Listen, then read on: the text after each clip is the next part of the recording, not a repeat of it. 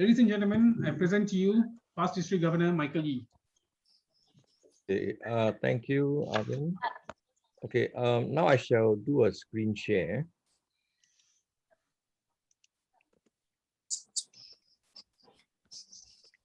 Everything okay? All right, you can see it clear full screen, I'm sure. Thank you. Yes, Great. clear. All right. Okay, many of us joined Rotary, and we know something about Rotary having some sort of a governance system, but then may not be exactly clear what that system is, right? Many Rotarians do not know where to look for the sources. So I hope that my presentation will go to some extent to extend and improve the knowledge on Rotary's governance system. Oh, by the way, not only Rotary, I would say that all good companies, even commercial companies, they all need some sort of a governance system, for the company to run properly. Okay, all right. So Rotary International is a non-profit. Okay, the Rotary Foundation is also a non-profit, and because they are non-profit doesn't mean to say they can just run, whatever they like to do. In fact, because they're non-profit, all the more they have a lot of responsibility. The non-profits usually receive donations, right? So, of course, there has to be some governance put in place. Okay, you can see from here, the biggest duties is maintaining the fiduciary integrity of the organization. Fiduciary comes from the word fide, means trust. So trust is very important, all right? So in order to maintain trust between the non-profit and the supporters, donors, members, there has to be a fiduciary integrity in the organization. So of course, the governance part will help, right? So of course, they have to discharge their duties on the board in a fair, effective, and responsible way. Okay, now you see generally non-profit board governance. You have to combine. There must be a proper system. Systems, because there may be a system for finance, a system for maybe running some some parts of like some non-profit. Usually they have some sort of like different committees or different sections.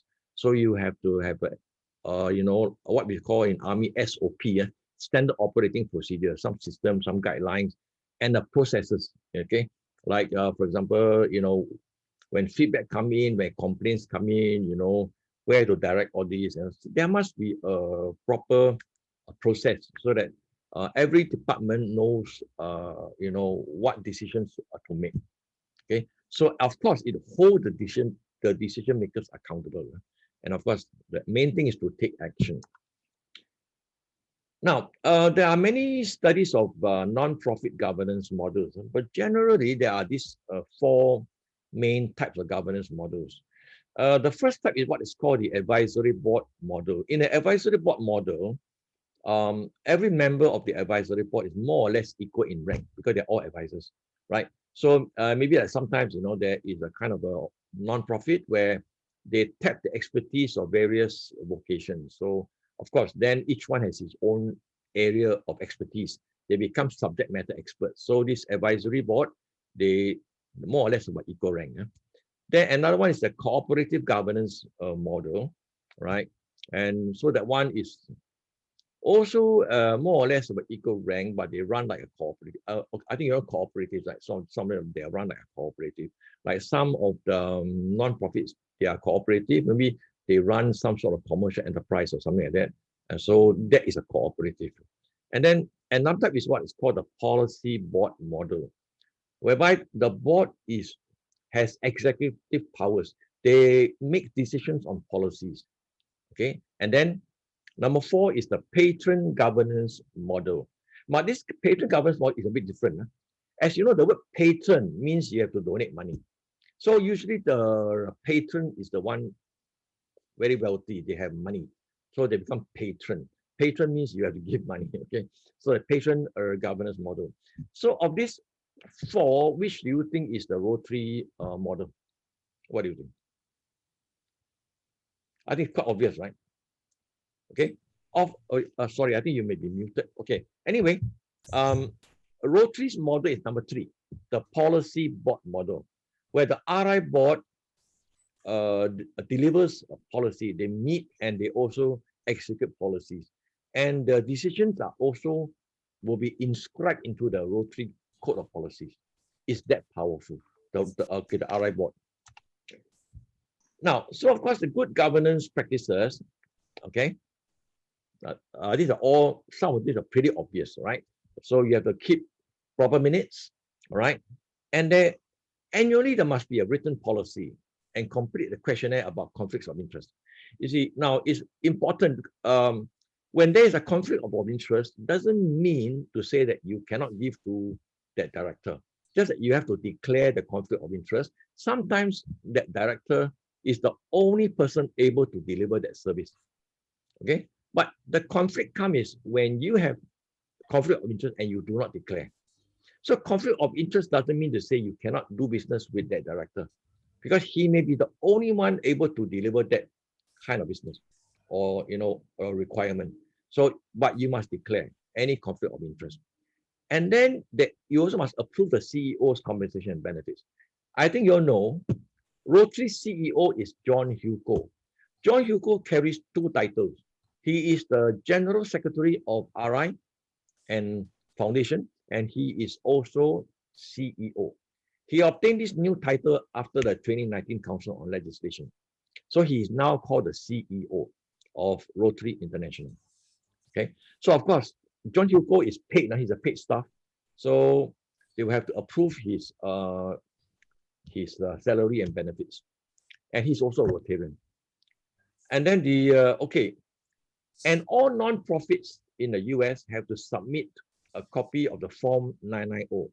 Okay, this IRS refers to the Internal Revenue Service. That is the tax department. I will talk about that a bit later. All right. And then you have to disclose to the public your 3 most recently filed annual returns. Now, Rotary is very interesting. It's very transparent. You can go to the Rotary website and do a search, and you can download all their financial statements. Okay, you can download their audited statement for the last 3 years, maybe even more, I don't know. But I've downloaded a lot of their, you know, everything, you know, they have got, you know, even Rotary Foundation, Rotary International, you can download all the audited financial statements. Okay, so, but minimum is they have to provide 3 most recent years. All right, so this is very important. This is for transparency. Okay, now Rotary, a lot of us always imagine Rotary is different. Like we got Rotary clubs, we got Rotary International, Rotary Foundation. We think there are 3 different entities. But okay, as you know, Rotary went through a public image exercise. That was, I think, quite early 2012 or something. They engaged a consultant called Gill and Siegel. They spent about $4 million and upgraded our public image. You remember the public Rotary logo used to be one wheel. A Rotary International is inside. It's very small, right? Now, the problem with that pin is everybody start to think that that Rotary emblem is only for Rotary International. Then where is the Rotary Foundation? And where are the Rotary clubs? So right now, when you look at the Rotary pin, you notice, okay, now, now just here. At the bottom, you see, I now put my mouse over here. Rotary and the wheel, right? Now, this Rotary is not just Rotary International, by the way. Rotary is a tripartite organization. This Rotary stands for Rotary Club, Rotary International, and also Rotary Foundation. That's why you go to the, you know, the brand center, you can, all the 3 use the same logo. Of course, now you have the ROTARACT. Okay, after the 2019 Council on Legislation, they have now been admitted into a membership type. So now, Rotary is 3 parts. Our clubs, which is Rotary and ROTARACT, Rotary International and Rotary Foundation. Okay, so just bear in mind this Rotary now refers to Rotary Clubs, Rotary International, and Rotary Foundation. Except that ROTARACT here in front it says ROTARACT. And ROTARACT, as you know, is usually the color is a kind of a reddish kind of color. Okay, so the color is a bit different, but Rotary is usually like this. Okay. Now, the Rotary world at the moment, there are almost 37,000 Rotary clubs. Okay, as you can see, our membership is less than 1.2 million. 119. This is at the end of the last Rotary year. 1195. I do not. I haven't checked the latest, but anyway, this is as close. It's almost the end of last year. Sorry, not last year. In June 25. Just when I checked, and then 220 countries and geographical areas. Why geographical areas? Because as you know, there are only about 189 countries in the world. Some places are what is called principalities. Not all areas are countries. Some of them are principalities. Okay, so some of them are like they are ruled by some country. For example, like Greenland. Greenland is ruled by Denmark. Okay, so Greenland is not a country, but it is a principality, for example. Okay, and then all right. So ROTARACT clubs, there are 10, 698, 200 over 1,000 members. If you remember, there's this new policy for ROTARACT. In about 10 years, they want that to increase to 1 million registered members. That means almost equal to Rotary, 1 million. That's the target. The Interact clubs, less and less. You see now it's 145 countries. Worldwide, there are 528 Rotary districts, and of course, there are 34 Rotary zones. And our zone, we are in zone 10C, right? Zone 10C. Okay, so this is our zone. So our structure, again, I repeat, Rotary and ROTARACT Club, Rotary International, and Rotary Foundation. Just remember, all these three are under this one logo here. Okay, so I think this is quite obvious. I do not need to talk further. Okay, now, so from here, you see, everything I say, I will give you the relevant code, in a code of policies or the Rotary Foundation code of policies, right? So Rotary International is an association. Okay, it's an association. In fact, the early years of Rotary, they were called the National Association of Rotary Clubs. That was before they went international. It has always been an association. So it's an association of member Rotary Clubs. Of course, now you have to include ROTARACT. So it's association of member Rotary and ROTARACT clubs. And Rotary clubs and ROTARACT club are what is called a membership type. Because Rotary International is a business. It is a member's business. So Rotary International is a membership organization. Now, there are many commercial practices that are also based on membership. Like, for example, you see, Microsoft Office, now you have to join as a member, as subscription member. Adobe Creative Cloud, everything nowadays is based on subscription. So the subscription model is the best model to do business because everybody pays a subscription. So for us Rotarians, we have to pay RI dues. Okay, the district due is another matter. That one is they consider your own private business, but all Rotarians have to pay RI dues. ROTARACT clubs also have to pay RI dues, but now they give a concession period 2 years. I think they only start paying dues 1st of July next year. So the next Rotary year. Until now, they're still free. It's $5 and $8. $5 for institution-based club and $8 for community-based club. Okay. Now, this is very important. All Rotary clubs have a direct relationship with Rotary International. In other words, there is no second layer. Let's say, for example, you are a club in 3310. You can contact the general secretary directly. You do not need to go through a DG and from DG go and contact Rotary International. Okay, all clubs are autonomous. You can just contact RI directly. No need to go through a DG. Okay, so this is why Rotary appointed what is called those Asia Pacific the coordinators. I think our zone is Vantana Champi. I think you know the name, Vantana Champi. She's now based in Bangkok.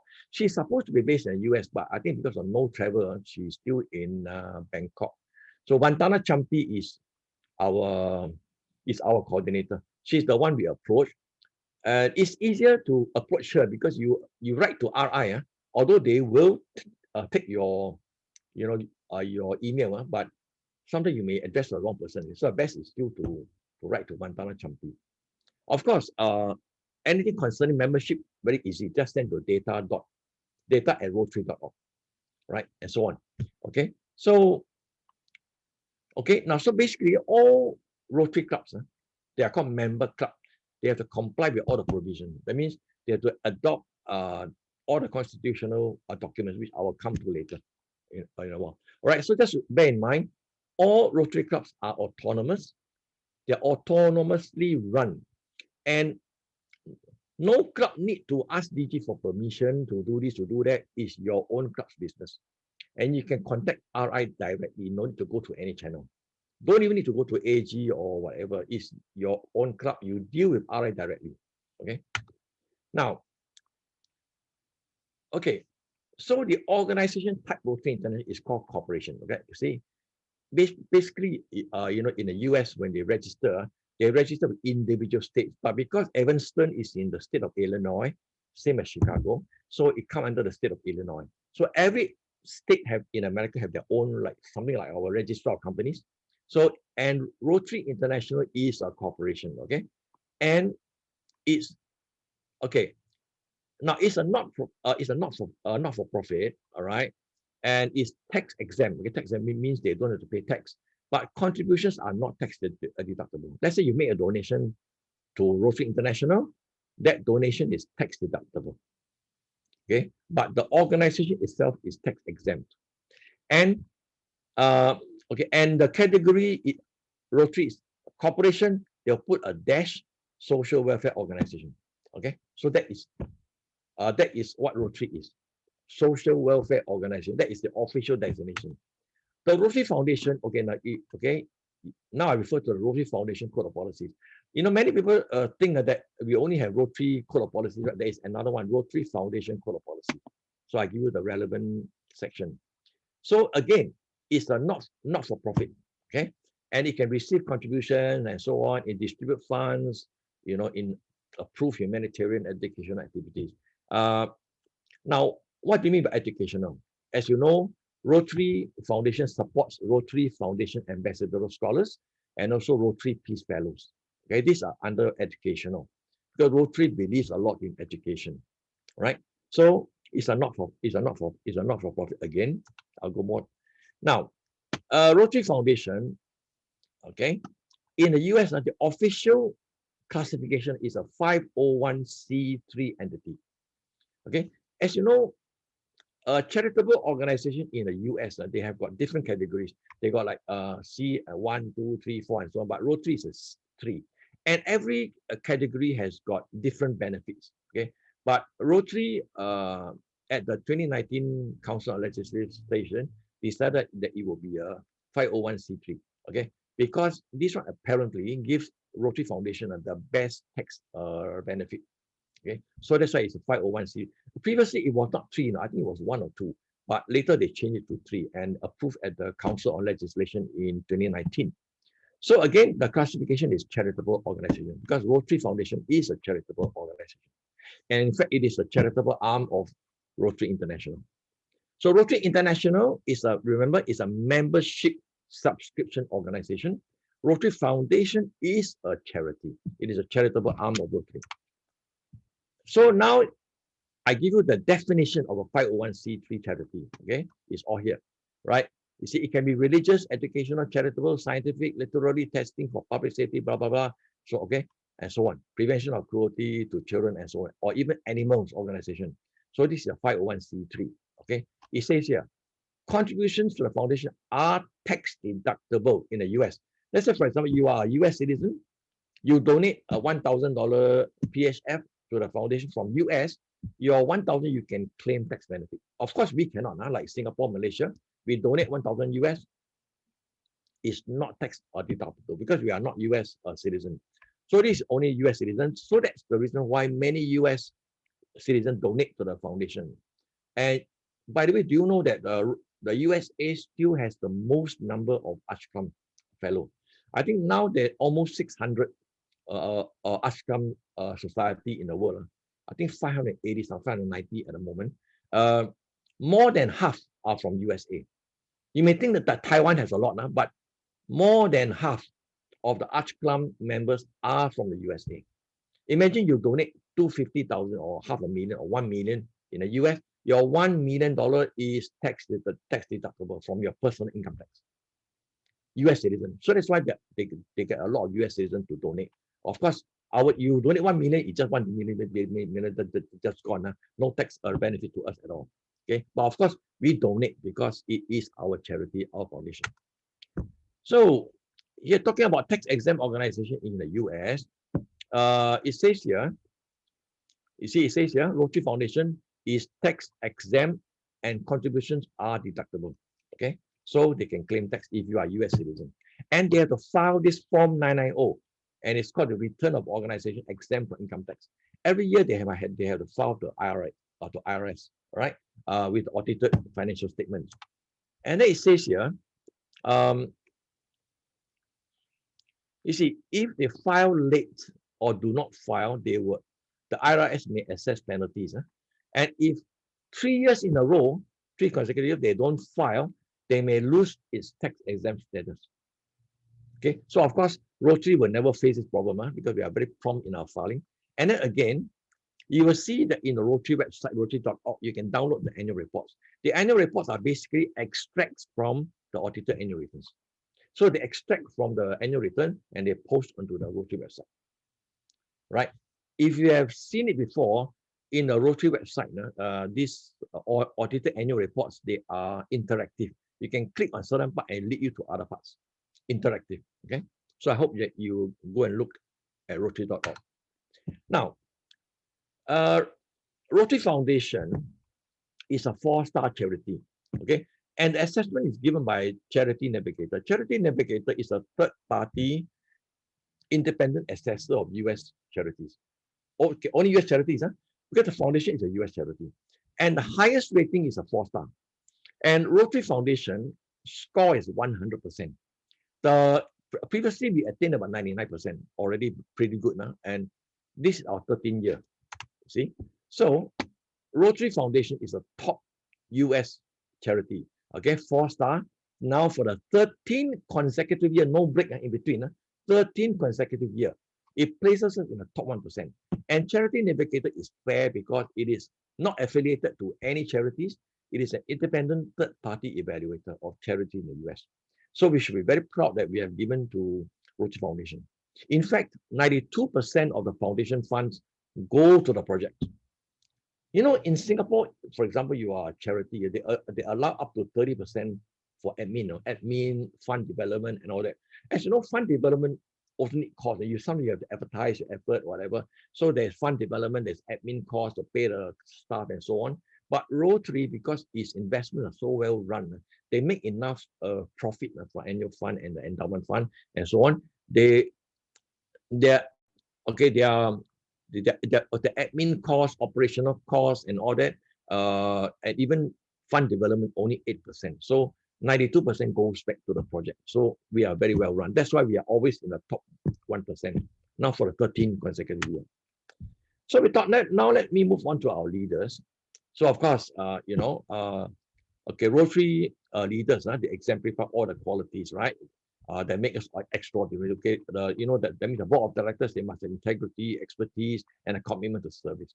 And you know this, like for example, right now, there's soon going to be an RI director election or nomination. Sorry, there's going to be RI director nomination for our 2 districts, 3310 and 3300. And you see, they already provide the candidates with the proper nomination form.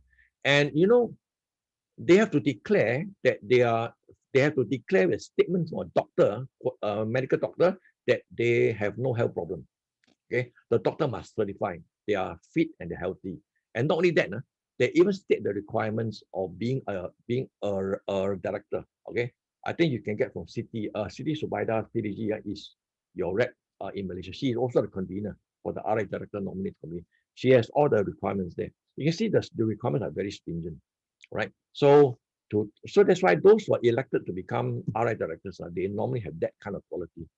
Okay. So, and Rotary, they employ a top team of international experts in various areas. For example, even a foundation alone, they've got many employees. Well, they have the chair, they have got the GM, they got various managers.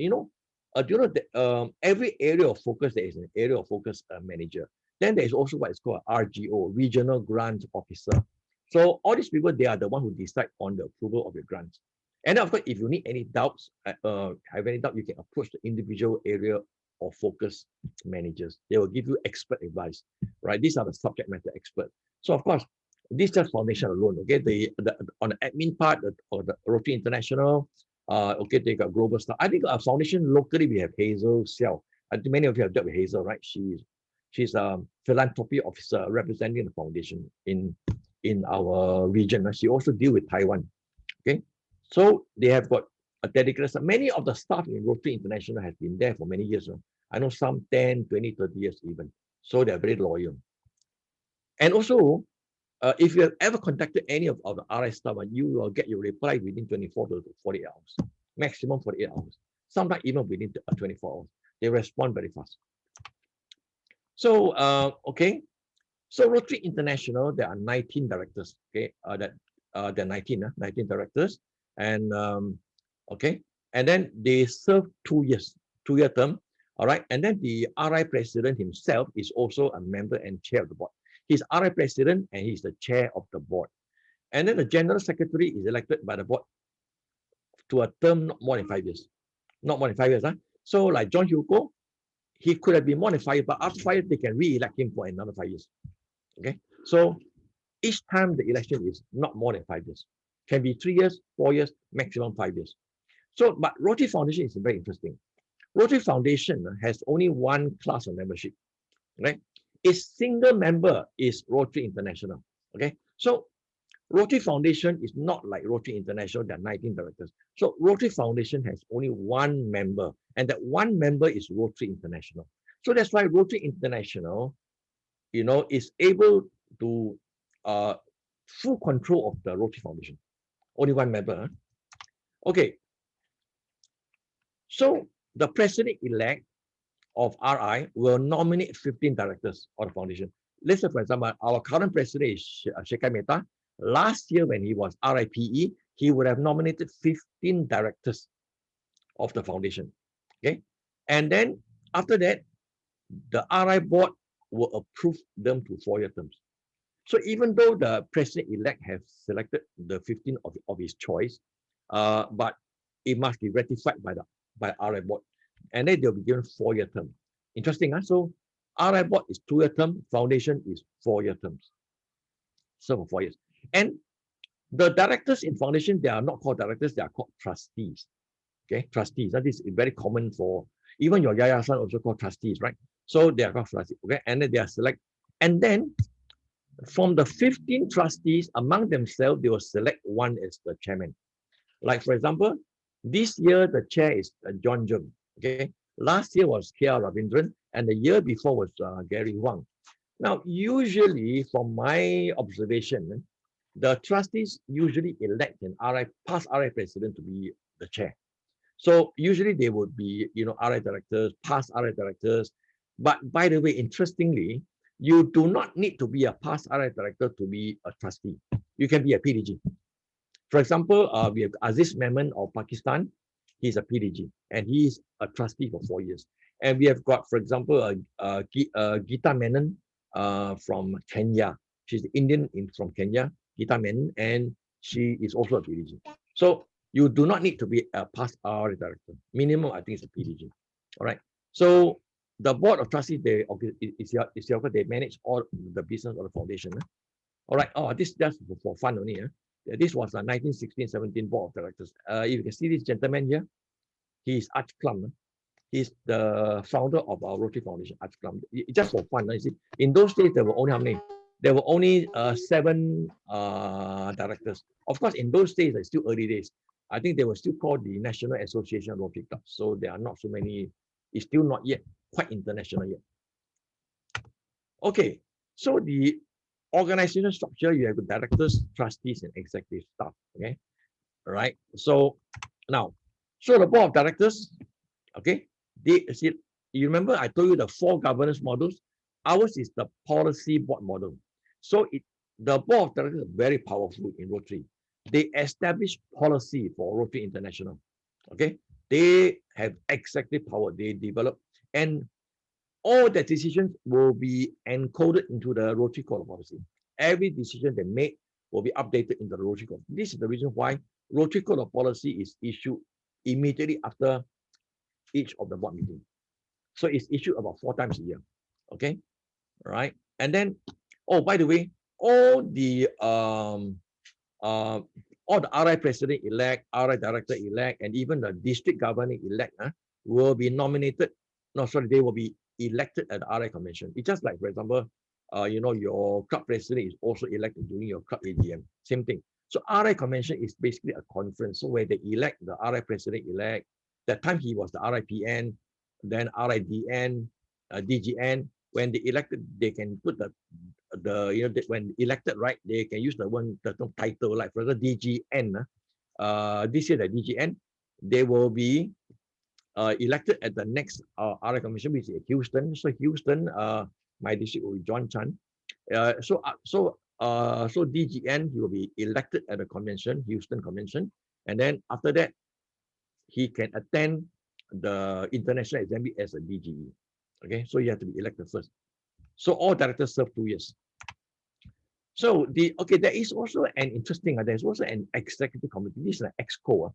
You know, it's like a committee within a committee. So within the RI board, there is an internal committee, smaller one called the executive committee. Okay, Rotary Code of Policies. Yeah. Now, so what happened is the board will appoint an executive committee. Okay, it changes on an annual basis. So the president will appoint the members of the exco. And the exco, they will have a chair, and then usually they will include the president-elect, the vice president, and the treasurer. This year, the chair is Peter Kyle, Peter from Britain, I think. He's the chair for this year. And why they need this? Because, see, the executive committee will evaluate the performance of the general secretary, right? And it also serves as the personnel committee of the board, and it acts on behalf of the board. So in other words, it's like a committee within committee. Is very powerful. So it's an exco. Like even a political party, right? Usually you have got the main committee, and there is also an exco that has very powerful. Okay. So now the trustees. Okay, the trustees I've already mentioned. So the RIPE, RI president-elect, will nominate the trustees. All right, to 4-year terms. Remember, 4-year terms. So now these are the professional executive staff. Okay. So we have executive staff, they manage operations at RI World Headquarters, right? So they have member services, programs, finances, technology, development, strategy, legal services, and all that. And we have got international offices in Sao Paulo, Brazil, Zurich, New Delhi. India, there are 2, New Delhi and Pune. There are 2. Seoul, there's 1, Tokyo, and Sydney. This place called Paramita is from Sydney. So these are the international offices. Okay, so India has 2. I think they are only country that has 2, because India has 140,000 Rotarians. USA has the most. USA has 300,000 Rotarians. India has 140,000 Rotarians. Many districts there, and several zones. All right. So sorry, let me see. Okay. Now this talking about the meetings. So the RI board of directors and trustees, they meet at the world headquarters, okay, at Evanston. Okay, but of course, during these last 1-2 years, they cannot, right? So, but anyway, the RI board will have 4 meetings a year, and they will have 2 joint meetings with the board and trustees. And there is a first meeting of the next board. The foundation, the same thing, there are 4 meetings and 2 joint meetings of the board and trustees. Okay, so in other words, in 1 year, they have about 6 meetings, 4 to 6 meetings. Okay, so, and every time they will also publish the minutes on the website. Okay, so at least now you know the schedule. Okay, so Rotary and ROTARACT, they're all governed by same thing, the Constitution and bylaws of Rotary International, Standard Rotary and ROTARACT Constitution, and so on, and the individual Rotary and Rotary Club bylaws. These bylaws are individual, okay? Because it varies from country to country. It's based on the local law as well. So these are the local bylaws. The Rotary International is governed by its constitution and the bylaws. You see, look, Foundation is governed by its articles of incorporation and bylaws. See, there is no other constitution. They are governed by its articles of incorporation, which is something like a constitution. Okay, it's like your Malaysia, right? Company, you got the what is called the M&A, but I think now they changed it to a company constitution. I think now in Malaysia as well, they call it constitution. All right. So, okay, I think some of this you are familiar. You know the manual of procedure, but you got MOP, RI constitution, RI bylaws, and all that. So, all right. So, club and district can propose amendments through council or legislation. I'll come to that. So, what is MOP? The MOP is basically a compendium. You know, many people thought that MOP is everything. No, MOP is only a compendium. It's a concise version of all the main policies and procedures that Rotary clubs and district leaders need. If you want more detail, you must always go back to the Rotary Code of Policies or Rotary Foundation Code of Policy. This manual procedure is just a digest of all the key points. They also include, for example, the Rotary Club bylaws and standard Rotary Club constitution and so on. Okay. So these are the constitutional documents. Okay, that is all here. All right. Okay, no need to copy. Anyone want the PowerPoint is freely available. I'll send to Arvin. Okay. So all clubs must recognize all these basic constitutional documents. So the Rotary Code of Policies, okay, it says here, I mentioned before, all right, is issued after every board meeting, because all the board decisions will be compiled and put into the Rotary Code. So that's why this Rotary Code of Policies, it keeps growing, more and more pages. Talking about entropy, you know entropy, right? More and more this one. So Rotary Code of Policy is a document that keeps growing. Now it's 500 old pages. It just keeps growing because new policy keep on added in. Then of course there's a Rotary Foundation Code of Policies. It talks about all things concerning the Rotary Foundation. Then after every meeting of the board, the trustees they issue a new version. So again, this book is also keep growing. So okay, now to talk about councils. Okay, the council give us a voice. All right. This is Council on Legislation is what we normally call the Parliament of Rotary. Is our parliament. All right. So in the past, the Council on Legislation and Resolution took place together. Every 3 years, they have only one time.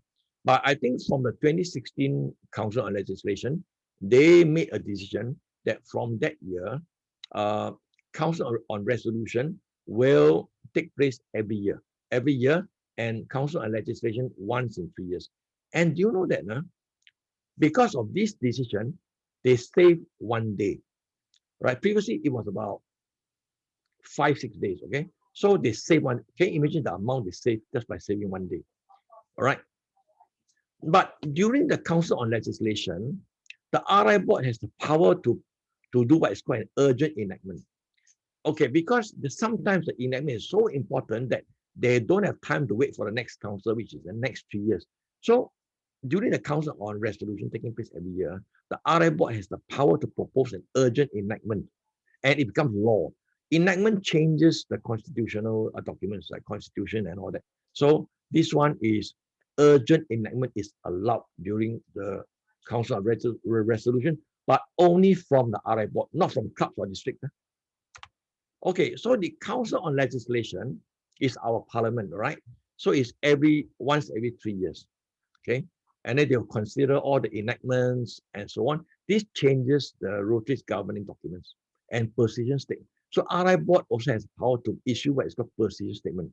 You know what happened? They issued the vision statement in 2016. The Rotary vision also, this is called position statement. Mission statement, vision statement, the position statement, okay? So every district will elect a council representative for a 3-year term. All right. Okay. And then, okay, you see, I'll give you the dates here. The council rep they cover this is the current one, cover 1st July 2020 to 30th June 2023, and there will be 3 council on legislation 2020, 2021, 2022. This council on resolution always take place from about October to November, about 1 month period. October to November every year, and the council on legislation is always in April. April every 3 years. The last time was in 2019, so next one 2022, also in April. At the moment, we still do not know whether it's online or is in person. We don't know yet. So, okay. So, you see, clubs, districts, RI board. And what is RIBI? Rotary in Britain and Ireland. This is interesting. Because Rotary went over to Britain and Ireland very early. Okay, as you know, US and Britain have a special relationship. They went to Britain very early, and because they went so early, and then the clubs in Britain and Ireland, they formed their own association called the RIBI, Rotary International in Britain and Ireland. It's like a kind of a regional grouping, but after that was formed, Rotary International does not allow any more regional grouping. Let's say, for example, we can't have an ASEAN, Rotary International in ASEAN, whatever, not allowed. Now, because this is historical, traditional, so RIBI has been around for a long time, so RI just doesn't want to disturb it, okay? But I think RI would rather prefer it to be closed. So this RIBI has got its own president and its own governing council, right? So clubs, district, RI board, and RIBI can propose a resolution. By the way, do you know that your Berhad also can propose its own resolution? Berhad, because we are incorporated, so Berhad board of directors also can propose a resolution. So I give you the deadline. Okay, the council on legislation resolution deadline is already passed, 2021 June. It will take place in October, November. So if you want to propose any more, you only go for next year's council resolution. But unfortunately, council on legislation deadline is already passed. If you have not created any proposed enactments by last year December, so during the next year council on legislation, there will be no more new enactment accepted. Okay. All right. So these are the mission statement. I think you know. I'm just giving you the relevant code. So Rotary International has a mission statement. All right. Previously, Rotary International and Rotary Foundation had its own resolution. Sorry, its own mission statement. Okay. All right. So now, so what these are the core values.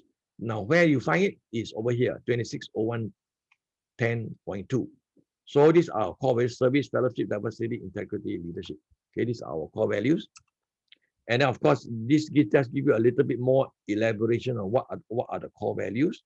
Okay. And then, okay, this part talks about the, you know, the performance goals. You see, now this is why we have good governance models, okay?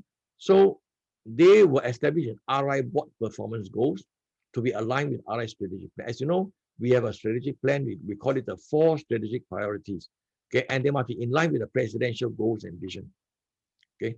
So of course, okay, so this is just letting you know how well governed we are. Then the Rotary Foundation has its own mission statement. So this has been a long time.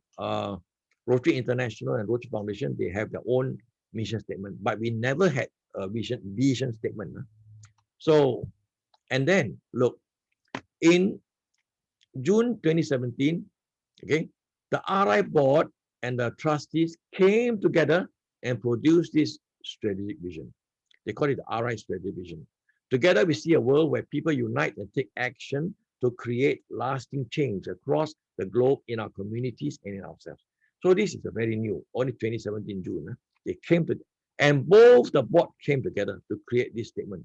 So this statement is for Rotary International, Rotary Foundation, and it's also for, you remember, Rotary Club as well, because we are a tripartite organization. So this, all clubs also have to adopt this. So action plan. As you know, usually governments have action plan. There you have a fire action plan, right? So same thing. Rotary International also has an action plan. Okay, so as people of action, we understand that fulfilling that vision requires a plan. Because since we have a vision plan, we must have action plan. So all action plan are 5 years. Okay, as you can see from here, These are the current action plan. Increase our impact, expand our reach, enhance participant engagement, increase our ability to adapt. These are the 4 strategic priorities. And you see from here, is until 2024. Why 2024? Because this one started in the 2019 Council on Legislation. 2019 plus 5 is 2024. So the next Council on Legislation is 2022. So in 2022 is still using the same 4 strategic priorities. Then after 2022, when is the next Council? Is on the 2025. So you can see on here, in 2025, we will have a new 5-year plan. In 2025, happened that year, there's going to be a Council on Legislation as well. So you see, so this will cover until the next 2022 Council on Legislation, then 2024. And when it finishes, in 2025 April, there would be a Council on Legislation. And at that time, they will probably develop another 5-year action plan. By then, they may amend this a little bit now, or maybe add or minus, or where I don't know. That will be in 5 years. So, okay, I think I won't go into detail. I think this is already covered by many of your leaders. Okay, I just let you know where you find them, the core policies, whatever. Okay, and increase our impact, expand our reach, and so on. These are in full detail. And then enhance participant engagement in full detail. And then increase our ability to adapt. So at the moment, there are 4 strategic priorities. These will serve us until 2024. Many people do not know there is expiry date. No? So it's until 2024. Remember, it's not forever, and 5 years, 2024. All right. So this code of policy says about the program of Rotary. What is the program of Rotary? The program of Rotary is to increase sustainable service, focus on programs and activities that support youth and young leaders. You see, Rotary always talk about youth and young leaders nowadays, right? And they want the service always to be sustainable. Sustainability is a keyword. This is the reason why they also brought in the environment as an area of focus. Okay, so they always talk about youth. All right. So this is a statement on Rotary and politics that we do not take position in politics. Okay, we do not support any political expression or take corporate action on politics. I think it's clear we are non-religious. And again, the same thing, we are non-religious. We do not take position statement on religions or belief. You can believe what you want, but Rotary will not interfere and will not make a statement. Rotary anthem, of course, you know, right? I think you heard of it. Is from this Egmont Overture by Ludwig van Beethoven. So it's just one part of it. It's a march. Okay, and then there is the order of protocol. Many of times you have got functions, right? Function, but you're not sure how to, who to sit where, who to recognize first. There is the order of protocol is in this code of policies. You can just check it out. Okay, so this one thing I see often repeated. When the master of ceremony or the DG already addressed all the officers according to protocol, and after that you do not need to keep on saying, let's say you are a new speaker, you address everyone again. Oh, okay, PDG so and so, PDG so and so, repeat everything. No need. After the protocol is over, it's used only once, and after that, you don't repeat again. You just go straight into the topic. No need to address everybody again. Okay, this is one thing that a lot of people always make mistake. So we have a youth protection policy. As you know, Rotary emphasizes a lot of youth, and of course, to prevent sexual harassment and all that. So this is our policy statement of conduct for working with youth. So you can read for yourself, right? So because we want to provide a safe environment for youth. Why? Because we got RYLA, we got Rotary Youth Exchange, we got interactors who are young. Rotaractors are young as well, so they are youth. So we want to have a policy for working with youth. Okay, now this defines what are Rotary entities or entities. So you see, Rotary International, Rotary Foundation, and so on, Rotary Club, or a group of club. Group means like a zone or whatever, district, or group or district is a zone. Rotary Fellowship, Rotary Action Group, these are Rotary entities. Okay, so all these are known as Rotary entities. Okay, but individual RI programs are not considered Rotary entities. Right? So all these are Rotary entities. So Rotary marks, as you can see, these are the intellectual trademarks. For example, you know, the Rotary logo here, Rotary Foundation logo, everything, all these are owned by Rotary International. Okay. I think many people mistakenly use the Rotary marks. For example, I think in Malaysia, you have a Rotary Education Fund, right? That one is, the name is illegal because the word Rotary Education Fund means is owned by Rotary International. So you cannot call it Rotary Education. You may call it Rotary District 3310 Education Fund or Rotary District 3300 Education Fund. This is the reason why in the past, Rotaform, Rotary Foundation of Malaysia, and Singapore, also Rotary Foundation of Singapore, they were not allowed.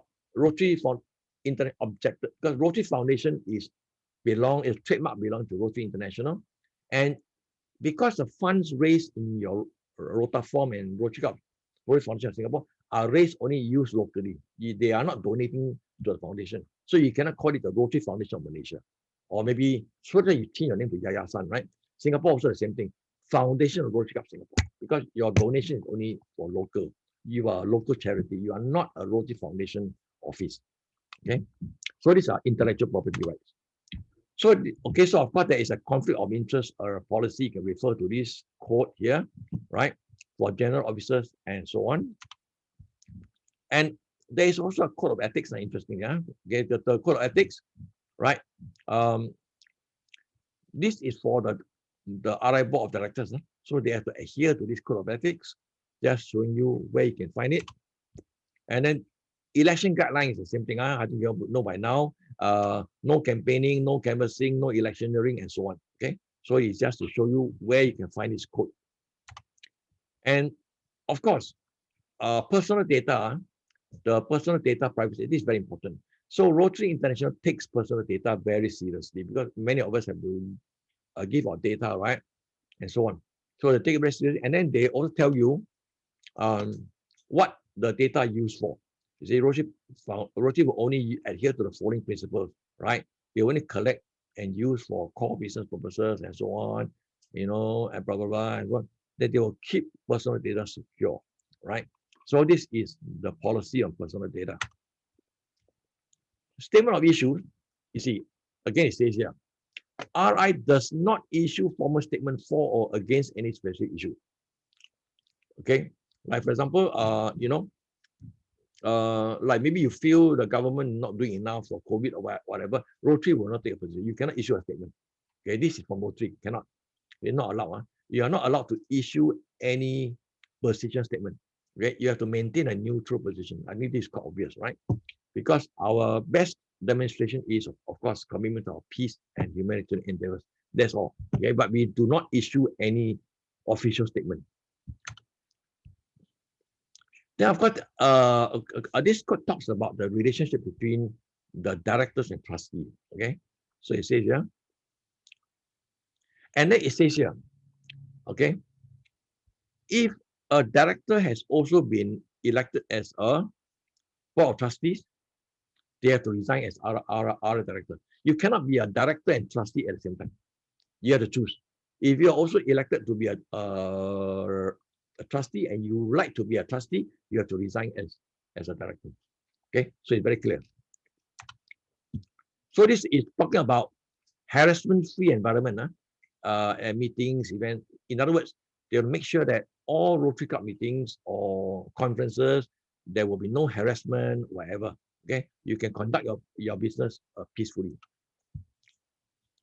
This is very important. Diversity, equity, and inclusion. This one nowadays is very, very important. Okay, DEI. Okay, that means against racism, against sexism, against even LGBTQ. You know, you cannot take position. All that you have to be open. So, by the way, do you know that those, for example, our spouses used to be called Rotarian spouse. Now it's just co-partners. Everybody co-partners. That means they don't care whether it's husband or wife. But the definite partner is very important. A Rotarian partner must be a married partner. That means your girlfriend is not your partner, or your boyfriend is not a partner. Okay, a Rotarian partner must be married. So it's not say, oh, I bring my girlfriend or my boyfriend and my partner. No, partner as a definition is must be married. Okay, so let's say, for example, even a gay couple, they must be married. You cannot say, oh, this is my gay partner. Cannot. The gay couple also must be married. Then you can officially call partner. Okay. So it just make sure to be fair to all. By the way, during the last June meeting, June last month, you can check the Rotary website. They have strengthened the DEI policy. You can see there's a new text. They made it even stronger now. Okay, DEI. DEI means diversity, equity, and inclusion. Many people mistakenly say inclusivity. It's not inclusion, it's inclusion. Diversity, equity, and inclusion. Don't say inclusivity, it's inclusion. All right, so okay, so this is the same thing. Just a continuation of the previous page, just elaboration. Now, our finances is very important. Okay, we are responsible and transparent with our funds. So, you see, we operate in nearly every country in the world. As you remember, 220 countries and geographical areas, right? We operate in 28 currencies. Okay, at the moment, US dollar is of course the main one. Okay, and then Rotary takes stewardship of its fund very seriously. So the money is spent on life-changing, sustainable grants and so on, right? So you see, it says here, we have invested all these are US dollars, $3 billion in thousands of projects in the past 100 of years. Okay, $3 billion that we have invested. So it just go on a bit more, talking about, it says the foundation is a public charity, right? Operated exclusively for charitable purposes. Okay, and of course, the board of trustees is all the operation of the Rotary International is overseen by board of directors. I think we've seen it before. Headquarters where is in Evanston, right? And we have got associate foundation in Australia, Brazil, Canada, Germany, India, Japan, and the United Kingdom. Like for example, in India and so on, and in Japan, you can donate to the local foundation. This is quite an associate foundation. This is the reason why they do not allow Rotary Foundation of Malaysia, because it's not an associate foundation of Rotary International. Like in Singapore, we got Hazel Xiao. She is just a philanthropy officer, and it's not an associate office. Okay, maybe when we go to the next step, when our donation is a lot, they will see it worthwhile to form a local associate foundation in Singapore, Malaysia, but we are not there yet. So the investment, okay, they take investments very seriously. So we need to have investment of funds because it leads to the sustainability of the RI and TRF. So these are the investment principles. Okay, there's a mission and purpose, right? And then there's a team approach. We are team integrated in Rotary's culture and so on, right? We have to meet investment objectives. Okay, and the fundamental philosophy, they will invest in, durable long-term cash flow. We avoid short-term trading strategies and market timing. In other words, Rotary Foundation, Rotary will not invest funds and do trading in the market. Trading is the best way to lose money. So they don't go for day trading, swing trading, or whatever, right? No day trading, no swing, and no market timing. Because market timing is very dangerous. Those who trade in stock will know, right? So they go for long-term investment like bonds and so on. So these are, and of course, we seek long-term partnership with the best investment managers. So the funds are invested by professional fund managers, okay, long-term. So these are the guiding principle, right? Diversification, because you cannot put everything in one basket. Fiduciary responsibility. Fiduciary means trust. Fiduciary responsibility, highest quality managers, and of course, emphasize liquidity. We do not want our funds to be tied up in an illiquid asset. So liquidity is very important. So why do we give to the foundation? You see, I mentioned before, more than 92% go directly to supporting our projects around the world. Okay, and then your gift to the foundation, I mentioned before also, in the last 100 years, we spent $3 billion on projects, and we can make the world a better place. And so these the clubs, they all carry, on the 7 causes. 7 causes, right, are the 7 areas of focus. So now, why do we call the areas of focus as the causes? Because People support causes rather than organization. Let's say you believe in environment, you support a cause. You do not support, you not primarily because of organization. People are drawn to causes. So causes animate people, right? So the Rotary Foundation has decided that previously 6, now there are 7. So these are the 7 areas of focus. Why areas of focus? For example, the UN Millennium Development Goals, there were 15. After that, they increased it to 22. Now, why Rotary only 7? Because Rotary, after doing a lot of research, they found that this 7 covers almost everything, okay? And when you're too many, you confuse as well. And they want to focus our attention on these 7 so that everything we do are sustainable. We don't want you to think of too many things, okay, until it's become unsustainable.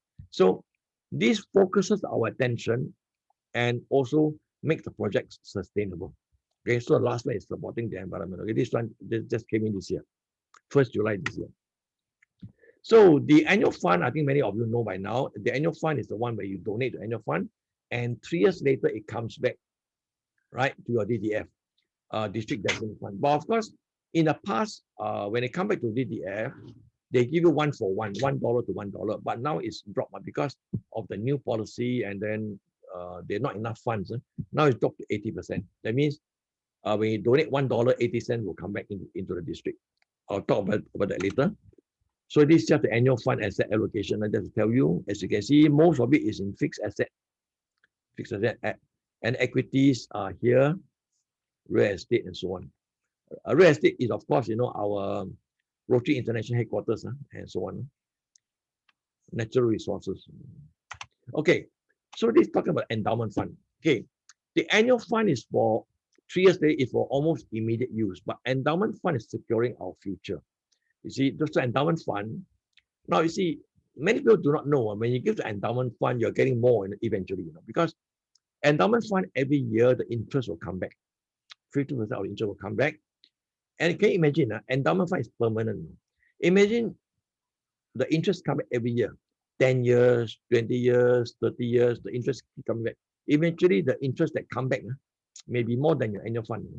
The annual fund is one time only. You donate 1,000, 3 years later, 1,000 will come back. Now it's 800 will come back, and then it's spent, gone. But endowment is forever.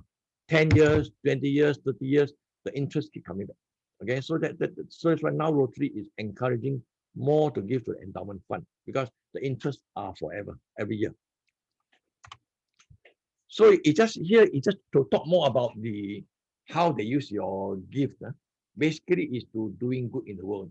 This is from a statement made by Arch Crum when he first founded the Rotary Foundation.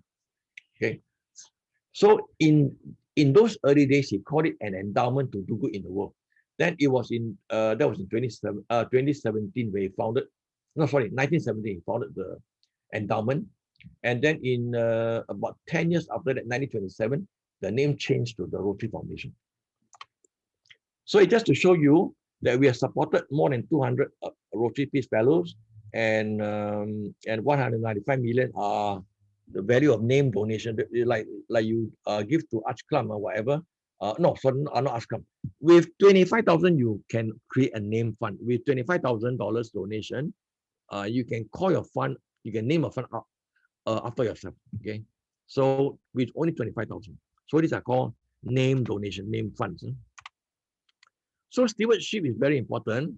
That's why you see they require the president-elect or club-designated appointee. That means to attend the district grant management seminar. You know why? Because they have to sign a club MOU. You know, right?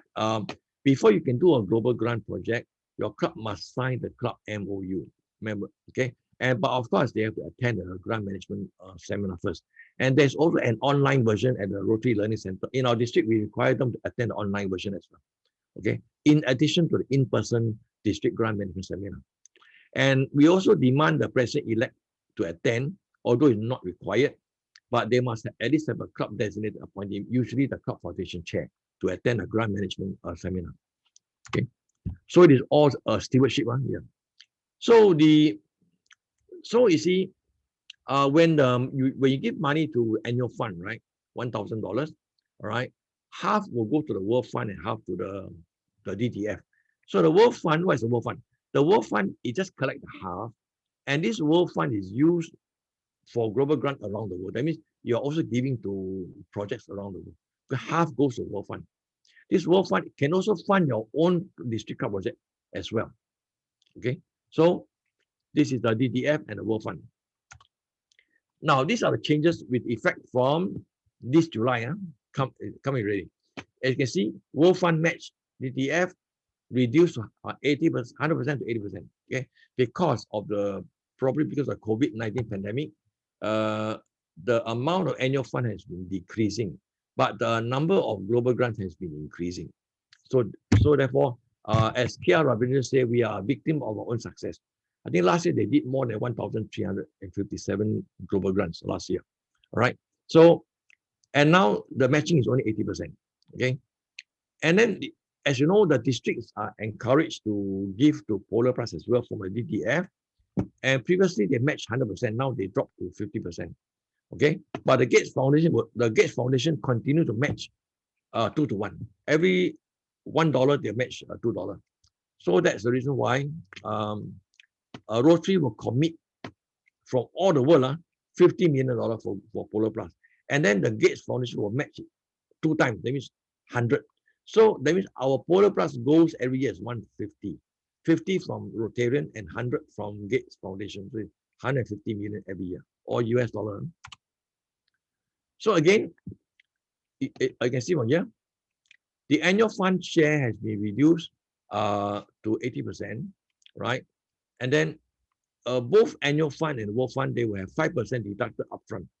You see, it says here, for example, $100 contribution will generate $5 for operating expenses, and the remaining $95 will be divided equally, right? See, so from $100, so they will take out the $5 first, the 5%. Then the remaining $95 will divide half to DTF and half to World Fund. So we'll get 47.5.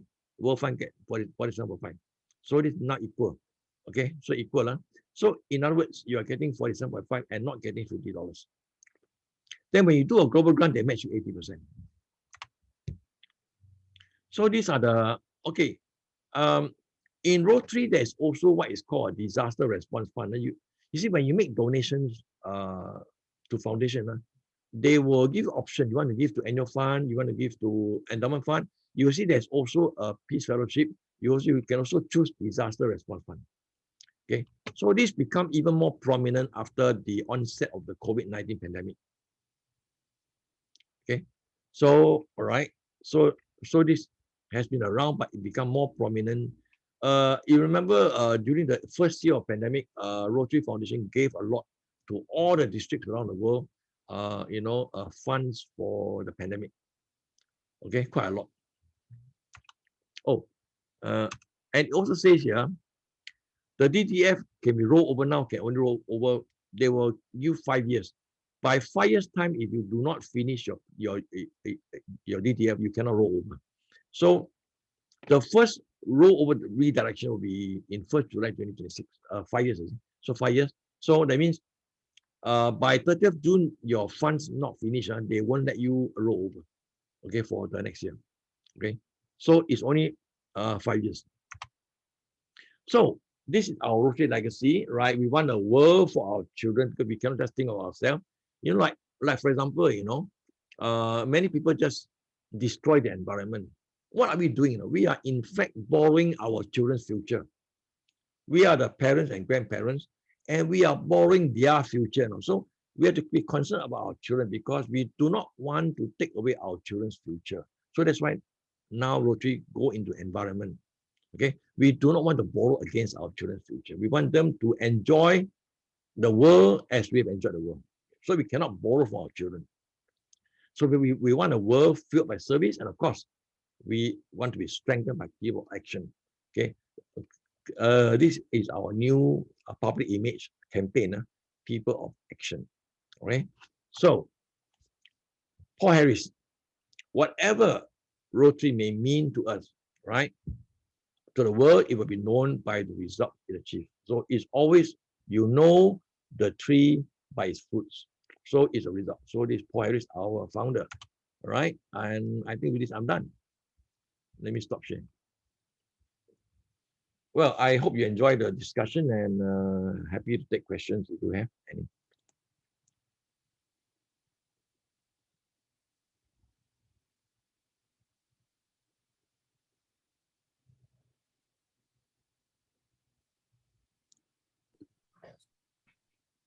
Hi. Yeah, PDG. You mentioned that Rotary. I mean, we cannot take a political stand, but can a public officer take up a Rotary position? Public officer. Yes. You're talking about a Rotarian who is also a public officer. That's right. Take a Rotary position? That means a club president or a DG or a director, you know. I thought you're talking about a public officer. You're talking about, can a club president or DG make a stand? No. I'm saying that can a minister, a minister in Singapore become a district governor? Oh, but obviously he's not going to become a district governor because the party won't allow it. Let's say you're from PAP, and then you are a minister. How can you become district governor? Because district governor is a full-time job for 1 year. And you have a duty, like Singapore, you are paid 1.52 million a year, and you still go and be a district governor. Of course, it won't be encouraged. Yeah, okay, but Rotary would accept that. Rotary? I mean, he may not be a minister. He might be an elected member. He might take some public, positions. Yeah, because let's say it's elected by the district. Why not? Rotary International will accept anything elected by and if he's duly elected. Let's say, for example, you're holding some public office, okay, and maybe you got permission or dispensation to run, and then you're elected. As long as you are duly elected, they have to take. Because now they even allow politicians to join as members. Yeah. Okay. You see, because you are elected. See, important is you must be elected. So once you're elected, they recognize the result. So Rotary International will not dispute your election result. Past Governor Mike, can I just share a little bit here with EGN? What happened in our district many years ago with our past governor, the late Tan Sri Jamil Rais, who was at that time the chief secretary to the government. Oh, okay. Right. Classic story about him is that after every cabinet meeting on Wednesdays, he will rush off to his club meeting at the Old Merlin on Wednesdays. Okay. Yeah, that was very exceptional, and it will never be replicated ever in our district. That we have such someone who's so passionate, that he will still remain in Rotary. But definitely, if someone holds a position in office, no way could they become a governor or even a president. We have lost all our politicians whenever they took up public positions. We have we had many who, when they took up positions, no way would they even remain in Rotary. Yeah. But that's interesting because I think in those days when you're a politician, you are supposed to resign from Rotary in those days. Only now they changed the policy. In other words, you talk about the Jamil Rais, right? I think if he was in public office, he's supposed to have resigned from Rotary. But maybe that time, it was pre-internet days. They didn't really know the Rotary Code of policies. If in those days, he would be required to resign. In those days, but now, of course, it's different. Yeah, Michael, I would like you to, because earlier, before you came here, I had a conversation with this Bernard. Because you remember during our regional meeting, you're talking about cryptocurrency to the TRF. Maybe you can share a little bit here. Many of us will be quite interested in something that's very new. Who's Bernard? Bernard. Past the governor Bernard, because he's the hosting or anything. So maybe you can share a little bit about your thoughts when you shared with us in the regional thing. Many of them were not there, is it? Oh, this cryptocurrency, just a brief overview. What's the view on this cryptocurrency, which is something which is very new? Okay, but you talk from governance point of view. Okay, you see, anything like just for the knowledge. The interesting thing about cryptocurrency is a peer-to-peer. Peer-to-peer, you're not peer-to-peer, right? In other words, you do not have to need to go to a bank. Let's say, for example, you have a crypto wallet, I have a wallet, right? Let's say I want to give you or transfer to you $1,000, right? It's from my wallet to your wallet, right? So I just one click, $1,000, okay, to PDGDO, okay? Yeah. One click and it's to you already, it's direct. I don't have to go to a bank, prepare bank draft, or do a wire transfer using what Swift code or whatever. No need, and it's almost instant. Nowadays, because of blockchain, for Bitcoin is roughly take about 10 minutes. But of course, it's not instantaneous like Visa card and all that. But there is another currency called XRP. The one is within seconds. The one is more efficient because Bitcoin is the first cryptocurrency blockchain. And as you know, blockchain means all transactions must be verified by all the computers on the network. Okay, so they approve the transaction in blocks.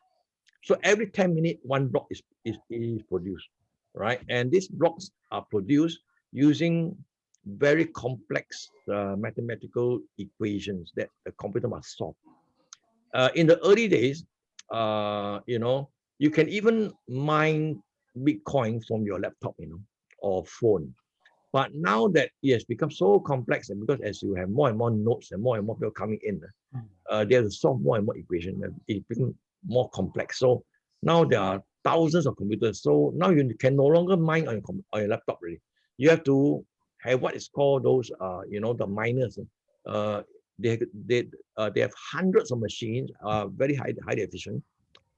Previously, they just use the ordinary card, right?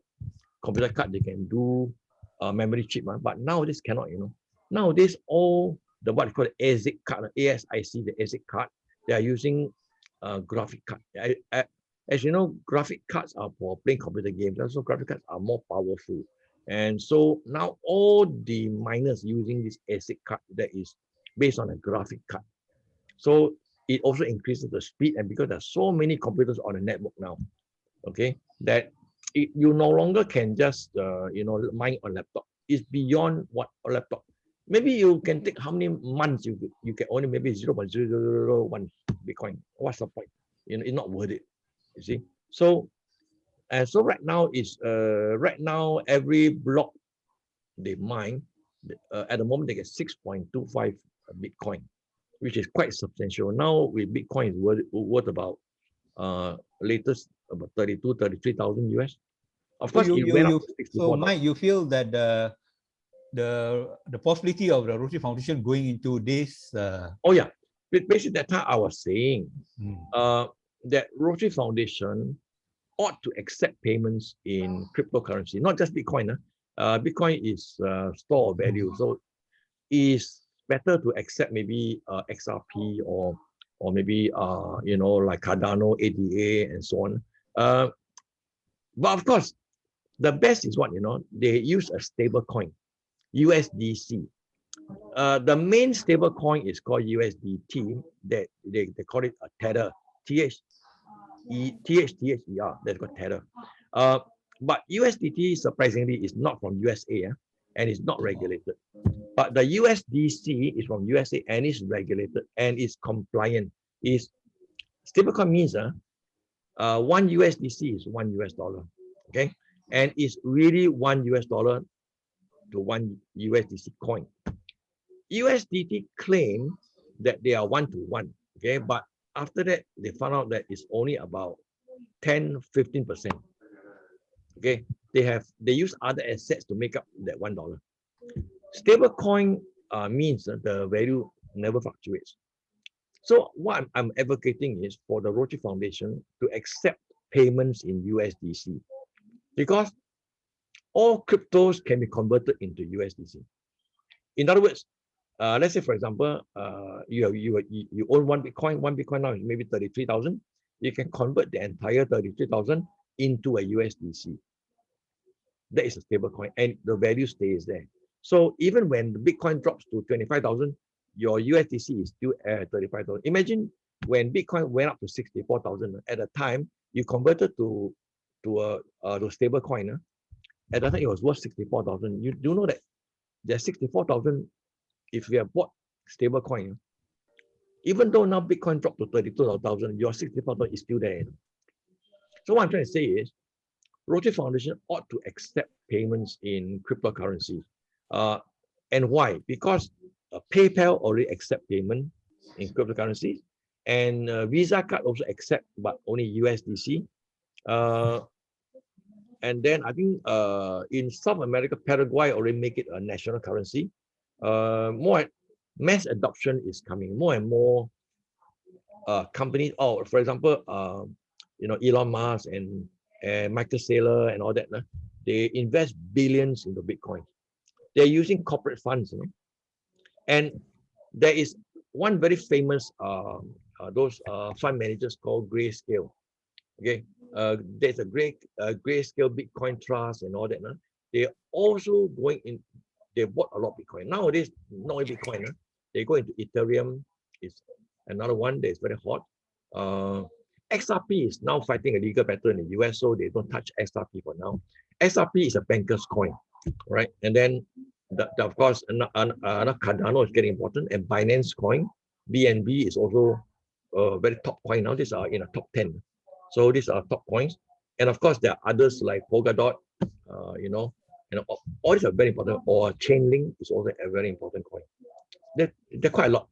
As long as you're invested in the top 100 coins, you are safe, quite safe. So what I'm trying to say is, there are people who make a lot of profits in crypto. They can easily just donate from crypto to foundation. All you need, foundation need to have a wallet, that's all. Wallet. Let's say I want to donate 50,000. I just one click and it goes in foundation or wallet. You save on the bank charges and so on. I donate 50,000, I just one click and it's there really. Peer to peer. Yourself to foundation. No intermediary in between. So you can Alvin, take it up, huh? Who is that? Alvin. But Michael, today I can do a transfer from my account to your account. Yeah. Using Pay Now or PayLah. Oh, that is only Singapore. Only for Singapore. Okay, yeah. But you cannot do a Pay Now to foundation. Yeah. And it's also in Sing dollar only. Let's say you do Pay Now, PayLah to me, it's Sing dollar. But you cannot use that. Let's say you cannot do it to ringgit. Let's say you want to pay to PDG Leo. All right. Correct. Right. So, but crypto is different. Crypto is international. Let's say if you transfer to me or I transfer you 1 Bitcoin or 0.5 Bitcoin, that Bitcoin is international. Because it's denominated in US dollar. You see. So, but of course, the best is just convert it to a USDT or USDC, a stable coin. Let's say you want to convert to 10,000 USDC.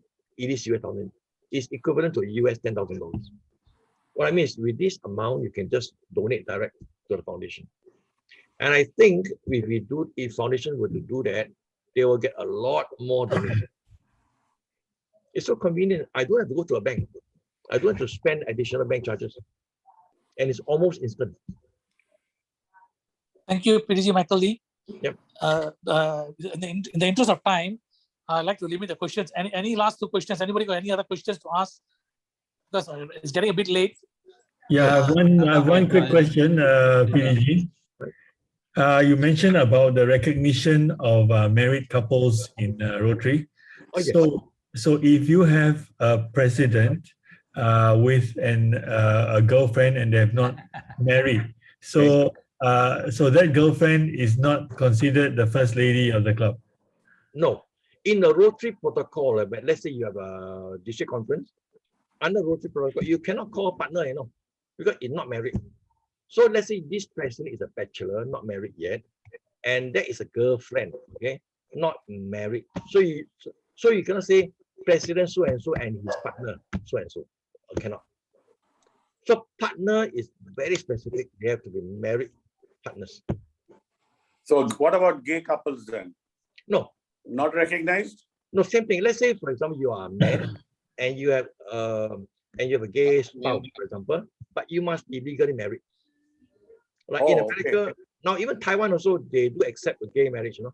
So, in other words, lesbian or gay or as LGBTQ, you must be married. Then you can call partner. So, partner is not just any partner, you know. So, this is a Rotary specific term, and the term is called Rotarian partner. And by the way, don't confuse that with Rotary partner. Totally different. Huh? A Rotary partner, for example, UNICEF is a Rotary partner. The Gates Foundation is a Rotary partner, right? Because we work, and WHO is a Rotary partner for the plus. These are Rotary partner, but personal is Rotarian partner. Okay, so these two are different. Some alike, but they are different. So PDG, if someone has 4 wives, so which wife does Rotary recognize? Number one, If 4 wives, I don't know. I think it depends on religion. I think even in, like, let's say Islam, right? They recognize the husband as official. Right. Because you cannot say PDG so and so and his partners. Partners. Right? It should be right. Okay. I think maybe Leslie. It depends on who you enroll. No, but the 4 are legal. During the application. Number 1, number 2, number 3, number 4. Which one do you want to bring along? Hey, we're talking about club presidents. No, I think they allow you only John one. will be very generous. You give four VIP, but with 4 ladies sitting there. Okay, Hey, you don't tell me how my wife is here. No, they allow you. No, they allow you only one. You don't have a chance. If you think more than one, you have to pay yourself. You know? Yes. Right, but common law marriage That's or right. de facto marriage are recognized in a lot of countries, Western countries. So I think Rotary may have to take a softer view on the legal marriage thing. Once you have common law marriage or de facto, it's deemed to be under law that they're husband and wife, or well, they are And now we are promoting the DEI policy some more. Rotary will eventually soften that stance. Go against your DGI policy. Okay, but custom All marriages right. now are not so many, right? I think custom marriages nowadays you have to be legally married. Many countries, and customs are not so many, right? Maybe in the villages only, I think. But in Malaysia, do you still have custom marriages recognized? No longer under the Customs Act, we're no longer recognizing customary marriages No more tea ceremony. for the non-Muslim. Yeah, because in the old days, very common even for Chinese. All men, right, cup of tea. Yes. Tea ceremony. Yeah, they got 2 or 3 wives. But nowadays, I think cannot. Every month there was a tea ceremony. Alvin getting worried lah. Yeah. Leslie, we have problems with one wife. I have who wants problem. bloody 4 One wives. also cannot cope. You want that 4? Yo. I think Sakaru, have we got time? In the interest of time, one last question. Anybody? Okay, there's no question. I think we can continue after the session because I'm going to make my club session short. Okay, first of all, John Chan, your question is a very good question, which is very relevant to Arvind. So Arvind, take note. Okay, I'd like to inform you, my president Gopal is around. He will come to you all. Before that, I'd like to thank all the guests who are still hanging around until even it's so late. Really appreciate that. I also like to acknowledge DG Dolly Yap is also present here. Thank you, Dolly. Thank you. Okay, I would like to thank our speaker, but I'll give this honor to my Rotarian, Dr. Parthiban. Can you please take over, Dr. Parthiban? Hi, thank you. All right, okay. We have dedicated our time and effort to service above self. Rotary's mantra is the same. But for young Rotarians like myself and newer members, little do we know or understand about the organization structure, Rotary's framework as such. So on behalf of Rotary Club of Madras, I would like to extend my thanks and gratitude to PDG Michael for taking the time to share with us on the organization structure, framework of our institution, finance, management, and more. I think this session was very informative to many of us Rotarians that are present today. Also, I must say, it is not a surprise why you are known as the Wikipedia of Rotary District 3310. Oh, thank you. Okay. Thanks to PP Arvind for initiating the session, and thanks to all the guests that are with us today for this talk. So back to you, Okay. Thank you, Dr. Pati. I'd like to invite Arvind. Arvind, please share our thank you note. Hi, PDG Michael. A small certificate of appreciation is Oh, the that's only very thing we nice. can do virtually. We will send over a hard copy the next time one of us is in Singapore. Okay, sure. Right. Cryptocurrency, Thank you Arvind, so much, cryptocurrency. PDG. Send to my crypto wallet. I'm just joking. Okay, thank you, Arvind. Okay, before we end, I'd like to ask any of my directors got any announcement. By the way, just an observation. Your club logo is not designed according to specs. Do you see Arvind, I'd like to say that. the Rotary and your club, the one is not designed according to the brand center.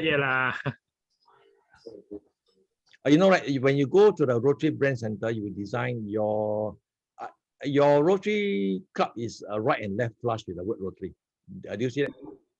Actually, PDG, I do agree. I understand what your sentiments, but we actually went through the logo guidelines. If the wordings actually say it must be aligned to the right of the word Rotary, Yeah. it doesn't mention left word for word if you read it. So actually, I had this argument with my public image chair last year. So when I pointed it out to him, so I said, when RI amends that, then but you have to use the Rotary Brand Center. I think Arvind, you wrote to Rotary. I wrote to Rotary International, and I said that if you're willing to relax every other element of Rotary, all your standards, all those high standards, your meeting requirements and all that, why are you picking on my club logo? And they actually sent it back in black and white. Okay, you use your logo. Really? Oh. Okay, my service director, I think is not well. I think President, you want to speak on behalf of him? Can Chief. So we have yesterday our service project chair, Quake and Rotarian Danish, handing over some equipment for our PKD COVID-19 screening center. Only that, Chief. A few items for the screening center, like thermometer, stethoscope, blood pressure monitor, and pulse oximeter. Only that. Okay, thank you, President. Club service director, I think he's driving. Arvind, did he delegate to you? Yes, he asked me to make an announcement that next week we are having a joint group one meeting, but it's not on the 21st because of Hari Raya Haji. We'll be having the meeting on the 22nd with the other 4 clubs in group one, chaired by AG Adrian, and we will be having a speaker on Rotary Education Fund. Our Rotarian Remya and PDG Dr. Bhaskaran will coordinate this with Adrian. Okay, my interruption. You remember I talked about this Rotary Education Fund? The name is actually it's not appropriate because it looks like a Rotary international project. I see. Okay. Okay. Thank you, PDG. Okay, and do you know that in India there is this very famous one? They call it the Rotary India Literacy Mission, RILM. It's very famous. It's called Rotary International Literacy Mission in India. But because they used it for many years, the RI board also discussed this matter. So they temporarily gave them the permission to use the name. And at the moment the mission is over, they have to disband. But because in India it's already known as RILM, you see, so but it's not a Rotary International project, but they've been using it for many years. And Rotary International, the RI board already took notice of it, and they already made announcement that it is not appropriate, but for now they just grant them this temporary permission to use it. So you must get approval from RI board. Okay. So may I ask PDG Michael from Rotary Club of Klang Valley, would the appropriate wording be Rotary District Educational Fund, or how does it? Okay, is it a district project or club project? It's now escalated to district-wide action group, Mike. Previously, it was started by a club, Kerala Sunrise, but it's now gone to a lot of clubs, and the district have adopted an action group. So they call it REF, Action Group, Rotary Education Fund. So by right, you're right. Okay, so by right, it should be called Rotary District. Yeah, by right, it should be called Rotary District 3310 Education Fund. It's quite a long name. That is the proper name. Because Rotary Education Fund means it's owned by Rotary International. It's a trademark. Right, because there's, you know, as a new Rotarian PG, there's so many nomenclatures. Sometimes you just don't know which one is the right one. Oh, very simple. You just go to the MOP. There is a chapter called Rotary Marks. It's all there. Rotary Marks. Okay. Rotary Marks. I think a lot of reading is required. Everything is there. MOP. There's a chapter called Rotary Marks. Okay. And it's online. Okay. They Yeah. will show you the logo. Right. Yeah. Okay. Great. Thank you. Okay. Some District 3310 clubs are also joining in. Yeah. Sorry, have we ended the meeting so I can ask more questions? Sorry, we've interrupted Arvind's Just let me check. announcement. Arvind, your club proceeding. Just give me a minute. I check and see any other announcement or not. Any announcement, please? Directors, any other announcement? If not, miss, I'll close the meeting and we open for fellowship. Thank you. Going once, going twice, going twice. Okay. It's open for We take fellowship. a photo, group photo, IPP. Hey, you're supposed to take a group photo now. Because you got Governor Dolly. Oh, she left us. Governor Dolly, Dr. Bernard, please switch on your. please do the needful, Dr. Bernard. You're the expert. Yes, Governor Dolly, come and join On the us. camera, Kai Hong. on the camera. Such a big Yeah, honor Kai for Hong. BSP to have Governor Dolly. Yeah. Oh. Are we taking photos or what? Yeah, we're Dr. taking photo Bernard, now. Who's taking Okay. photo? Bernard can? One moment. Let me. Okay, ready? 1, 2, 3. Okay, Mr. Mini. Thank you. Thank you. Thank you. Yeah. Thank you very much. Okay, can keep asking question now. Say hi, hello, Stephanie. First, Governor, Hello. Mike, can I just ask Hi, one how are question, you? Mike? That's good. Yeah. Yeah, that's good. Good to see you here. Just an issue on the branding of Rotary Malaysia, Mike. Because when we engage with corporate partners and all that, they are confused with 3300 and all that. So sometimes when you do a project, we just want to brand ourselves Rotary Malaysia. What are your thoughts on that? Because our brand, we can't have the country, but when we talk to a public, we want to say Rotary Malaysia rather than just Rotary District 3300. And your views with us, Mike? Or Rotary Singapore for that matter, you know, things like that. Because Singapore is a bit straightforward, it's easier because a single country, you're one district. But Malaysia, we're encroaching 2 districts. We talk about Rotary Malaysia. But strictly speaking, you know, projects have to be either district level or club level, right? You can have a partial district. Even Singapore also cannot because it's just a partial district. Brunei. If you go by the rules, is the district name by right. So even in Singapore, you still have to call it Rotary District 3310 project or whatever. Maybe you put a bracket Singapore somewhere. But the thing is, if you go straight by rule is, you know, what district or what club. Right. I agree with you. Just that for convenience or for the public, we've been using the term rather loosely. Like, Correct. It's like a nickname. Yeah, exactly. Yeah. You can look at Stephanie, the logo also wrong. They say you can't put the District 330 Malaysia there. Earlier, we are putting that also, the public image, we have to remove that. You put the district here on the other right side of the bracket. Oh, no. Cannot also. Cannot. Okay, in a lot. Is that wrong also? Yeah, wrong. Yours is below Penang or the District 330 Malaysia. That one cannot. Yeah, correct. That one is wrong. Yeah. I think Stephanie's one is incorrect. Okay. And also, you also cannot put right side. Okay, do you know that the lockup. Now there's a lockup logo, right? Yeah, lockup. With a vertical bar. Yeah. The right side is meant for Rotary partners. Let's say, for example, you do a project with Lions Club. Yeah, so left is Rotary, right is Lions. Or let's say you will do a project with Toastmasters, for example. So you can put Toastmasters on the right side. Those are for your partners. Lockup. Lockup. But you cannot put Malaysia on the right side because Malaysia is your country. It's not a partner. So the right side is for partners. Your project partners. Okay. All right. Okay. You know, right side is always for project partners and separate by a vertical bar. So it's just Rotary underneath District 330. That's it. Oh, yeah. For district, yes. Yes. No. Correct. Yeah. For district, that's it. And then right hand side is the partner. The partner. Okay. Let's say for you have 2 partners. Let's say you've got Lions Club, Toastmasters. Then you put a vertical bar. Then you put the 2 logos on the right side. You can put all your partners on the right. Okay.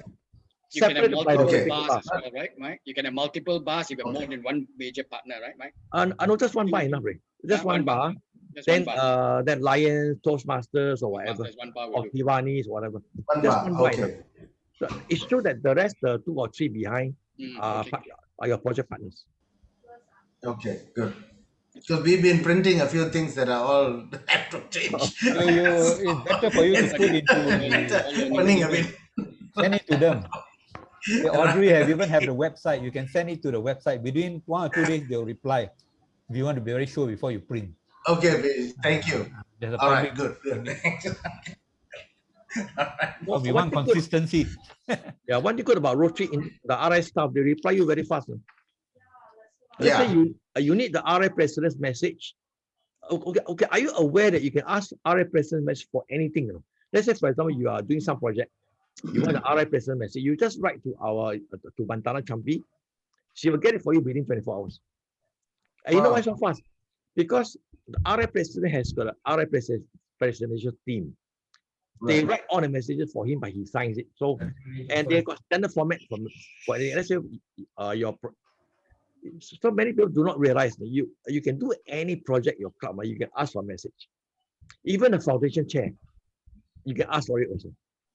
Yes, you're right. Yeah. So it's very easy to get a message. You just write to Bantana Champi. You explain to her what project it is, what is it called. Within the next 24 hours, maybe some maximum 48 hours, you will get your message. And she will send you also the official photograph of the president and the message coming with letterhead, with RI letterhead. Oh, okay. Yeah. Very fast. Maximum 48 hours. Are you working tomorrow? DG, there's also Rotary India, Taiwan Rotary. And these are they are identified by geographical region. Rotary India? Is that right? No, you don't call Rotary Taiwan, Rotary India. No. Only that one, Rotary India Literacy Mission. That Rotary India Literacy Mission, they've been using that for many years. So RI says it's not appropriate, but because it's already a brand name. So the moment that project finishes, they have to disband this name. They won't allow anymore. Right. But have you heard of Rotary Taiwan? I don't think so. There's a website. Maybe we just call it ourselves only, but there's no Rotary Taiwan. It is a collection of multiple districts, and then there's a website. Or are you referring to the ICC, Inter-Country Committee? That's a different thing. No. ICC is between countries. This is only okay. Right now, we have set up this ASEAN ICC, right? And I think PDG Leslie is your representing our district. Right? Country rep, right? Yes, that's right. By the way, do you know that ICC, RI recommend maximum 2 countries to 3 countries? So ICC is always between 2 countries, usually. Okay, let's say for example, Malaysia, Singapore, ICC. Okay, or maybe Malaysia, Thailand, ICC, Malaysia, Vietnam, ICC. Okay, maximum 3 countries, maybe like Malaysia, Singapore, Brunei, ICC. They don't encourage like so many countries because it's very messy.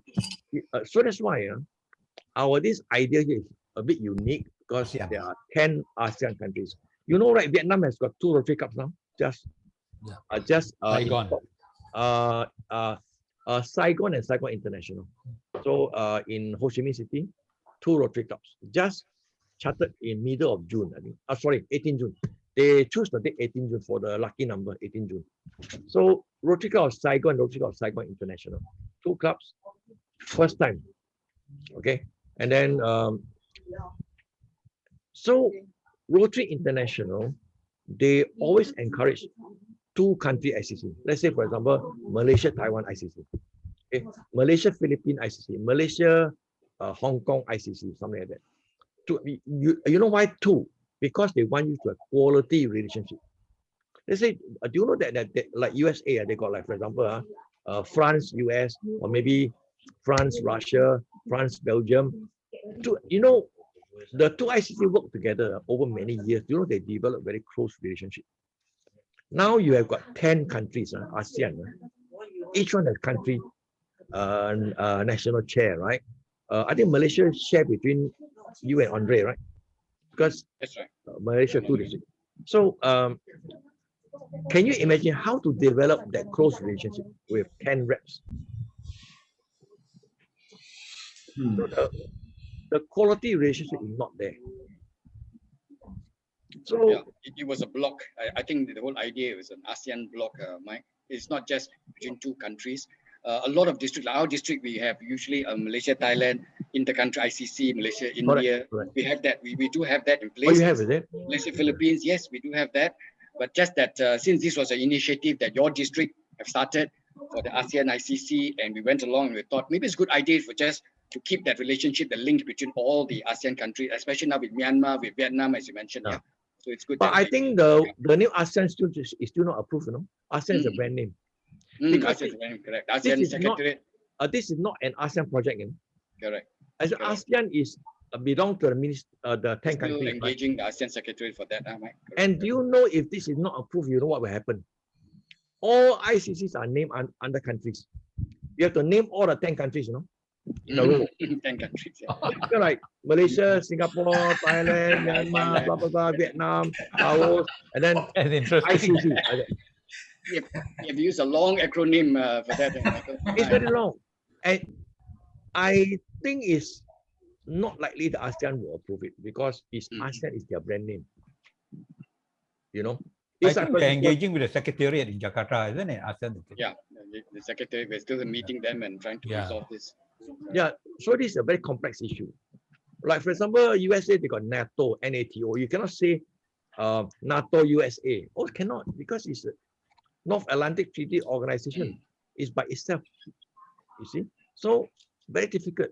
Likewise, EU as well. Yeah, you're right. EU, correct. I kind of like EU, US cannot. It won't be right. EU will not agree. So that's why when they don't agree, so that's why it's called like Belgium, France, Belgium, USA, like Malaysia, Thailand. This is easy. Malaysia, Thailand, ICC. Easy, right? Malaysia, Cambodia, ICC. Malaysia, Hong Kong, ICC. Okay. Imagine 10 countries you must. Under the code of policies, you got to name all the 10 countries. Then finally, ICC. Can you imagine how long is the whole name? It looks a bit silly. If let's say ASEAN not approved, you have to name the 10 countries. No short form, no abbreviation. You must name the 10 countries. So this will be probably the longest ICC name in the whole world. 10 country names. Very long. Guinness Book of Record. Rotary Guinness Book of Record. And you may not even be remember all the 10 names. And you may not even and the problem is that you do not know what name to put first. Yeah. Order. We'll have to put Singapore +9. So maybe you got to put Singapore started with Gilbertchin, so it's yeah. But can you imagine, even you put alphabetical order, you have a hard time remembering all the 10. Acronym. We'll think of a nice acronym for it. Yeah. No, can you use acronym? Get Bichai to in the Rotary policy, you must name the countries. You have to name the country, no acronyms. You can check it's in the Rotary policies. Okay, all right. Okay. Looks like the committee will have to. And by the way, ICC no need district resolution, only the DG approval. Are you aware of this? We had a resolution. We had a resolution. Every district or every country went to resolution. All had a resolution. Correct. It is not necessary. Right. You go and check the Rotary policy. All you need is the DG approval. That's it. So the problem with the DG approved, next year the DG don't want. That's why we have to go for district resolution. Yeah. In case following year, this DG say, okay, this year I want, next year I don't want, this year I don't want. They'll be get headache to a district, man. No. Usually, let's say for example, you form an ICC with 10 countries. If 1 year, one particular DG doesn't want, you think he can take the one. It's already formed. You talk about the new one only, new one. He cannot dismantle one that is already formed. That means you are saying that, let's say for example, in his year at DG, you want to form, let's say for example, Malaysia, Russia, ICC. That DG may say, no, I disagree. Then you can't form. But he cannot dismantle one that's already formed. Let's say you already have one Malaysia, Thailand. He cannot say, I want to now dismantle the Malaysia Thailand. Cannot, because it was already formed. It's running already. Our district very good. I die a natural death. When judge is not around, Yeah. So, Malaysian Thailand. therefore, the DG can only disapprove those that are being proposed, not those already formed. So you do not need the district resolution. Interesting. So that's why we have been doing unnecessary things due to not understanding the ICC well in the code of policies. It says very clear, only DG approval. Okay, it doesn't say a DG can dismantle a previous ICC, cannot. Only new ICC, he can disapprove. Mike, just share with us, as District 3310, do you have for action groups? Because I don't see action groups. You have task force and your committees, but do you have action groups in your district? We don't have, because so far, so, yeah? Rotary International only recognize their Rotary Action Group. The Rotary Action Group, correct. But I know you have your district action group. Yeah, we have now 10. Number. 10 action 10, groups. right? So is your own district invention, but is it recognized by RI? Did they give you any recognition? No, I don't think they've got I don't think so. mandate or recognition from RI as yet. I don't think so. Are you aware that the Rotary Leadership Institute is not a Rotary program, RLI? Yep, RLI is not. Yes, it's not. But it's been around for many years, and it's always headed by past RI director or RI director. Yeah, but it has so far until now, it has never been recognized as a recognized Rotary program. Official program. It operates its own. They appointed PDG Fong Ho Beng as the Southeast Asia rep. So, and this appointment is from RLI, not from district. Correct. Yeah. So he holds the franchise. Do you know that Thailand has got no RLI? Well, we have also dropped. We have also stopped paying our subs. Our district leaders felt that they do not want to proceed with RLI. Such a shame, Mike. Actually, it's a very good program. Yeah, RLI is not expensive, the yearly fee. But the main reason why Thailand doesn't subscribe because they say language problem. All the program are English. The Thais cannot read English. Now in Malaysia, only the Mandarin RLI are working now. Yeah, our Mandarin RLI is quite active. Okay, right. Maybe provided RLI willing to spend money and translate all the manual, all in the Thai, and maybe they will accept. Because the Thailand, they cannot read English. Many of them cannot read English. Okay, now Jason is the one of few, he's a Singaporean. So the rest all cannot. So that's why they not interested in RLI, but they don't understand the material. Okay, understand. Yeah. Great. One final one, Mike. Share with us your stand on titles like past assistant governor. You have always got very strong views on that.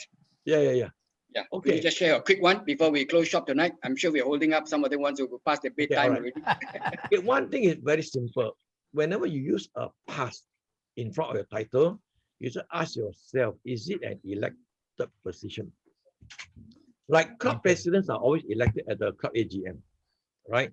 And all the DGs are elected during the RI convention.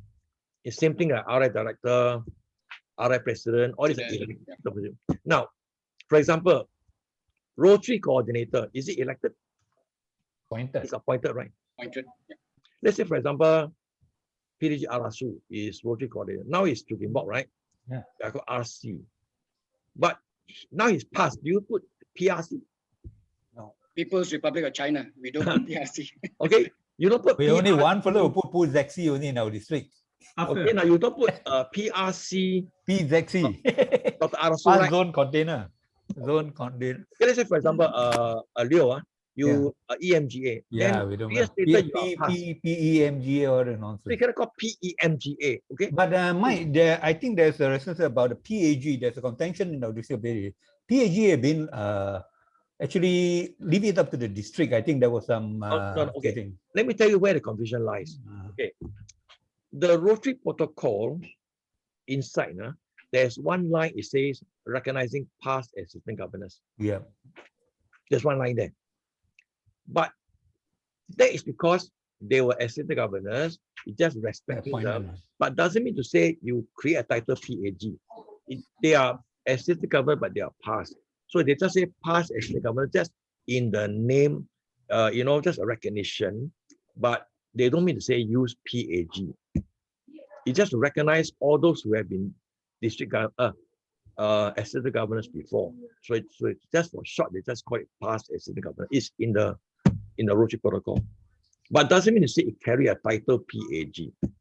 So like they always like to say past district governor, first lady, or PDG-FL. Also cannot. You know why? Because no spouses or PDG have been elected. Let's say your wife become first lady, right? After that, become past PDG. But has your wife been elected?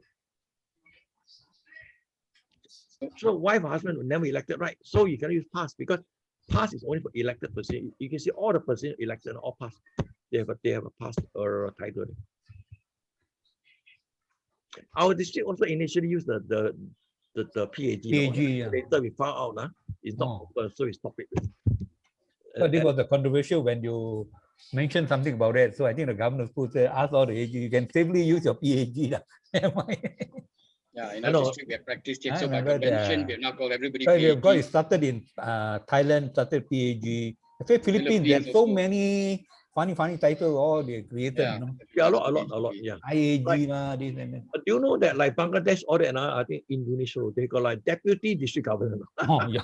Yes. Where's the deputy district governor? Deputies. Okay, and you know they call it DDG, DDG. And I think Bangladesh, they got lieutenant district governor, something like that. Lieutenant. Yeah. This is what we call spurious. But only in the Rotary world is okay now. When you go up, people don't know. I think what is this PAG, PDG, or anything? My club, one of the BP is very strong stand. I do not want to be known as a PAG because I was not elected to be an assistant governor. Always he just call me BP. Drop the PAG. Yeah, of course. Very clear about that. He is correct because it's not an elected position. Oh, and by the way, are you aware? Let's say you are PDG and you resign from Rotary, you resign from a club, right? Do you know that you can continue using PDG or PP?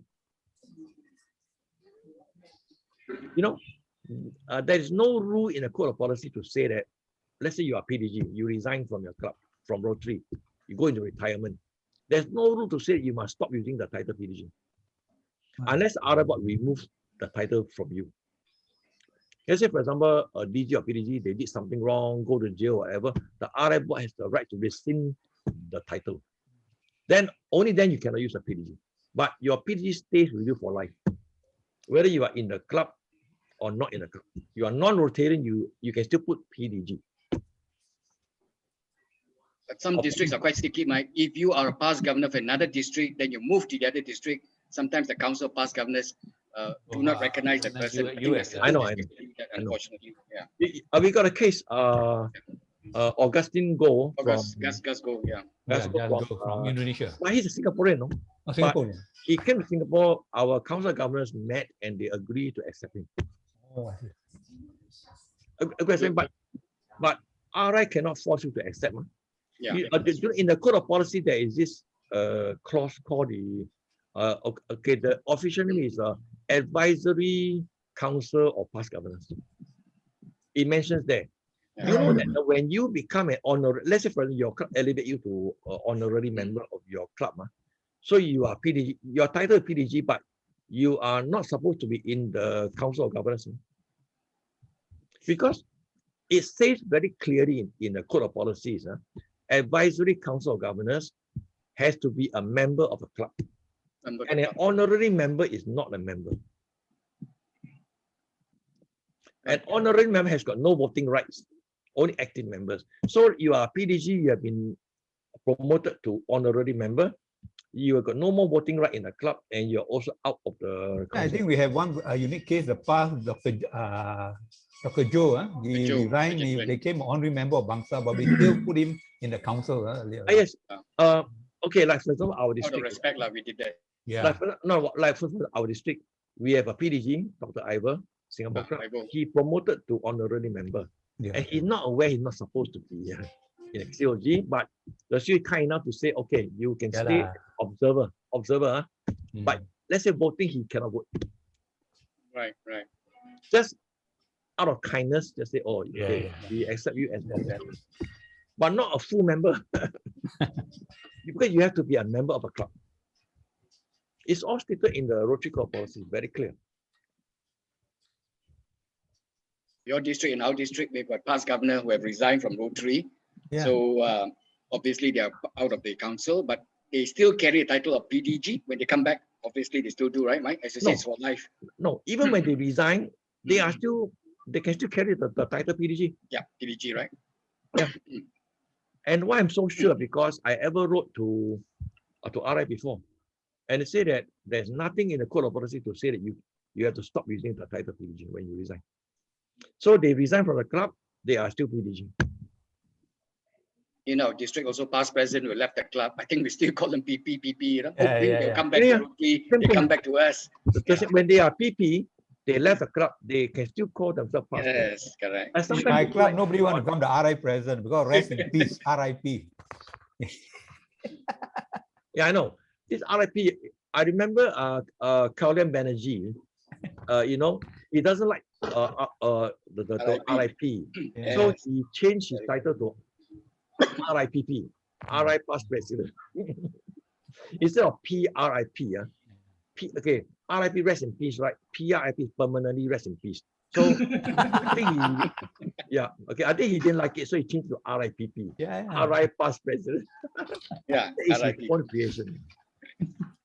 That's the jargon of Rotary. That's a problem, is RIP. Yeah. It doesn't look nice. Because I remembered when I wrote to this Gary Huang, when he said that, I put the RIP. Somebody said, hey, when he's still alive, I said, Taiwan, they use that, RIP. Yeah, Moreover, RIP. in their correspondent, RIP Gary Huang. Yeah, correct. President of PRI, you're the president of Rotary International. By the way, are you aware that in Rotary clubs, you are not supposed to use a title even in district? No? Only in the official protocol, one time you are introduced as PDG Leslie. Then after that, they will call you Leslie. They don't say PDG Leslie. You know? And you know when. Thanks for pointing it out. Yeah, correct. But when I was in the international, I've noticed that most of them, they won't call even pass. They just call you governor. Yeah. You know, when in the US, they don't even have the pass. They just call you, hey, governor.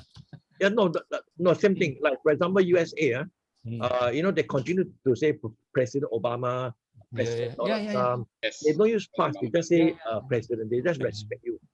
So, like, for example, they will say President George Bush, they still continue calling them as president. And one more thing very interesting, which you may not have realized. Do you realize that vice president is a purely American term? As you know, Rotary Club is from America. You can see countries around the world, the president of Russia, okay, Putin, president of China, Xi Jinping, president of France, whatever, president of Singapore, president of India. Are there any vice president? No vice president. So vice president is a very American term. So that's why in America, the companies, they got president, then vice president, they even have Senior vice president. Oh my God. But of course, the vice president started from America. So it's a very American term. Right? You see all the government around the world, there are no vice presidents, only president. Indonesia too, no vice president. You're No right, vice Mike. president. You are very right, Mike. Fantastic. I didn't even realize that. Thank you for that. A sharp So we observation. got a vice governor. Like for example, you know, China, India, even there's a president. There's no vice president. No vice country has a vice president. Only US.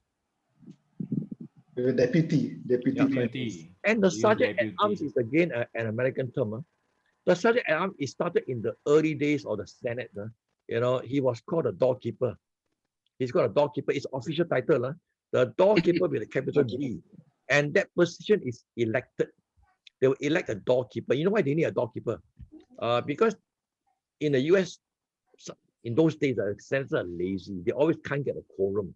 When they can't get a quorum, they can't hold a meeting. So the doorkeeper's job is to go and bang on the door, say you go for the meeting. And in those days, they carry a gun. So it's called a doorkeeper. He has got the powers to drag you to go for meeting. Then because the sergeant at arms also used in the army, right? So eventually the name evolved to sergeant at arms. And in early days, they carry a gun. So, but of course now over the years, you know, they just carry a mace, a stick, like, you know. and something like that. But in those days, the sergeant at arms very powerful. You know, you don't come for a meeting, they will drag you to the meeting. Even my early days in Rotary, wow, they would bang the mace. Pray silence for the president. Wow. Yeah. Oh, yeah. No, the those days, man. Pray silence for the president. Wow. Yeah. Elected, you know, is very powerful. But now our side is collect fine only.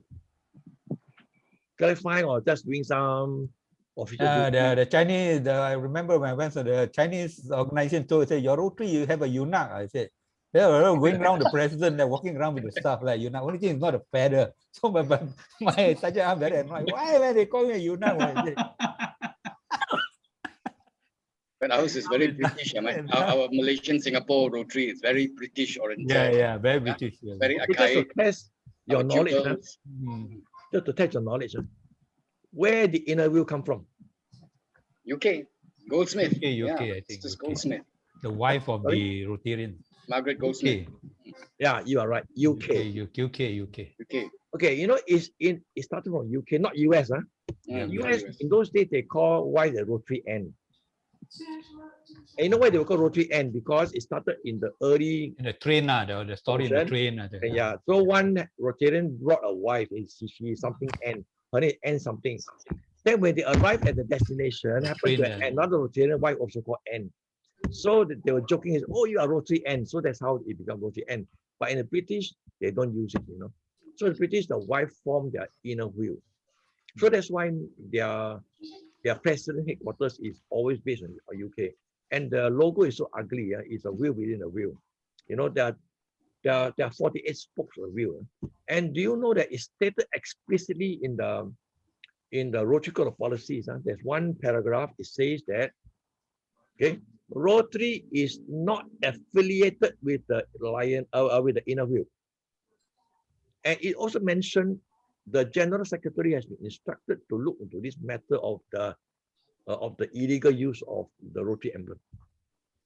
Because the inner wheel used the Rotary logo, and inside they put another wheel. You seen the logo before? Yeah. It's very ugly. One big wheel and a small wheel. One wheel already 24 spokes. Then another wheel is 48 spokes. It's so ugly. And until now, Rotary International has never admitted that they are affiliated. You can check the Rotary website, you go type inner wheel, nothing will come up. Nothing will come up in your search. It's only one paragraph mentioned in the Rotary Code of Policies. It says that, make it very clear, Rotary and inner wheel are not affiliated. And Rotary object to the use of our Rotary logo. It mentioned that. But I think it's always been associated with Rotary, because initially it started with the Pulse of Rotarian. Now it's open. You don't have to be a Pulse of Rotarian. It's open now. That's why, you know why? Because Singapore, Malaysia were British colonies. So they started this inner wheel a long time ago, I think 1930 something. So when they brought the idea to Singapore, Malaysia, because we were British colonies. You go to Thailand, is there any inner wheel? I don't think so. No, not even Philippines also very don't have. Because Philippines were under American influence. And US, yeah. And Indonesia also, I don't think they have inner wheel. No. Still India, Pakistan, as you said, Commonwealth countries. Yeah, you're right. Commonwealth countries, yes, because we're under British influence, right? And inner wheel is a purely British project. And over the years, they got membership problem as well. They open up membership to non-Rotarian spouse, wife, only women. So they also now accept, they become our competitor. So, you know, like in Sabah, in Singapore, some clubs still treat them as very close and getting wives involved, but it's not recognized by Rotary. And in fact, Rotary International does not want Rotarian wives to join Inner Wheel Club. So they make it very clear. Rotary and Inner Wheel are not affiliated. Yeah, that's it. It's in the record, but I can show you the paragraph if I have it in front of me. In our district, we have got lady Rotarians or members of Inner Wheel as well, because they feel that it is a fellowship group. It is not a service organization. So there's no clash or there's no conflict, essentially. Correct. The strong they are not recognized.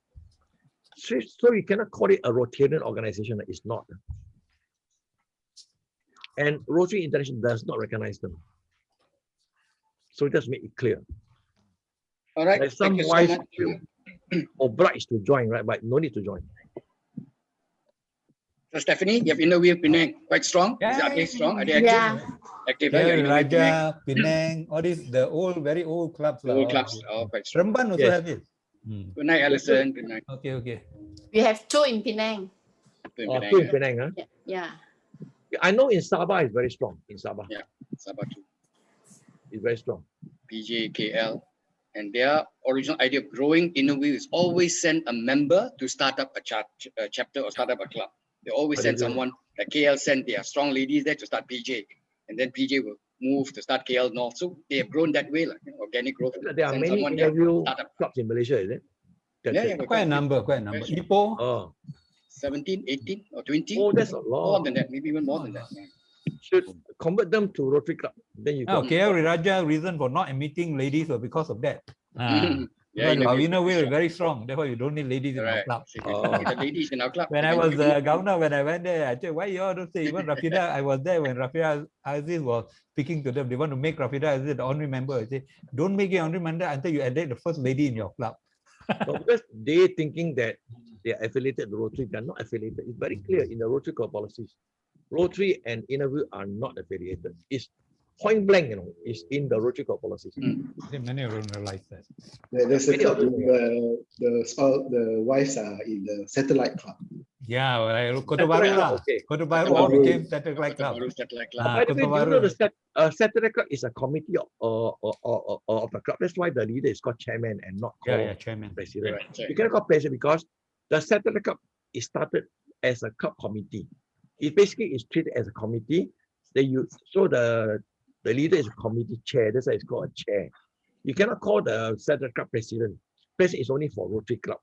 So it's called a committee chair. So it's a chair that leads the satellite club. Okay. Thank you so much. Thank Good you. the host, man. Thank you so much, the host. Bernard the host. One time. Okay, So thank sorry. you, Bernard. Thank you. Thank you, guys. Past Governor Mike can Thank you talk very till much. midnight or past midnight, but I Good think night. we really must Thank take you, leave. Thank you, Arvin. everyone. Thank you. Okay, Stay for Arvin. so long. Arvin, I'm AG waiting as for your well. papers now, Arvin. Yeah. What papers lah? Star, Sun, Straits Times. You know what I mean. Any Okay, good night, papers, good night. Thanks. Okay, good night. Good night. AG Michael, thank you so much. Thanks, Mike. Thank Thank you so Welcome. much. Bye-bye. Thanks for your attention. Thank you. Lovely. Yeah. So do share the PowerPoint. Yeah, great. Oh, sure. Please I'll do. send to Thank you. Arvin. Yeah, send to Arvin. Yep. Thanks. AG. Good night. Good night, everyone. Take care. Good Be night. safe. Bye. Right. Good night, guys. Good night, everyone.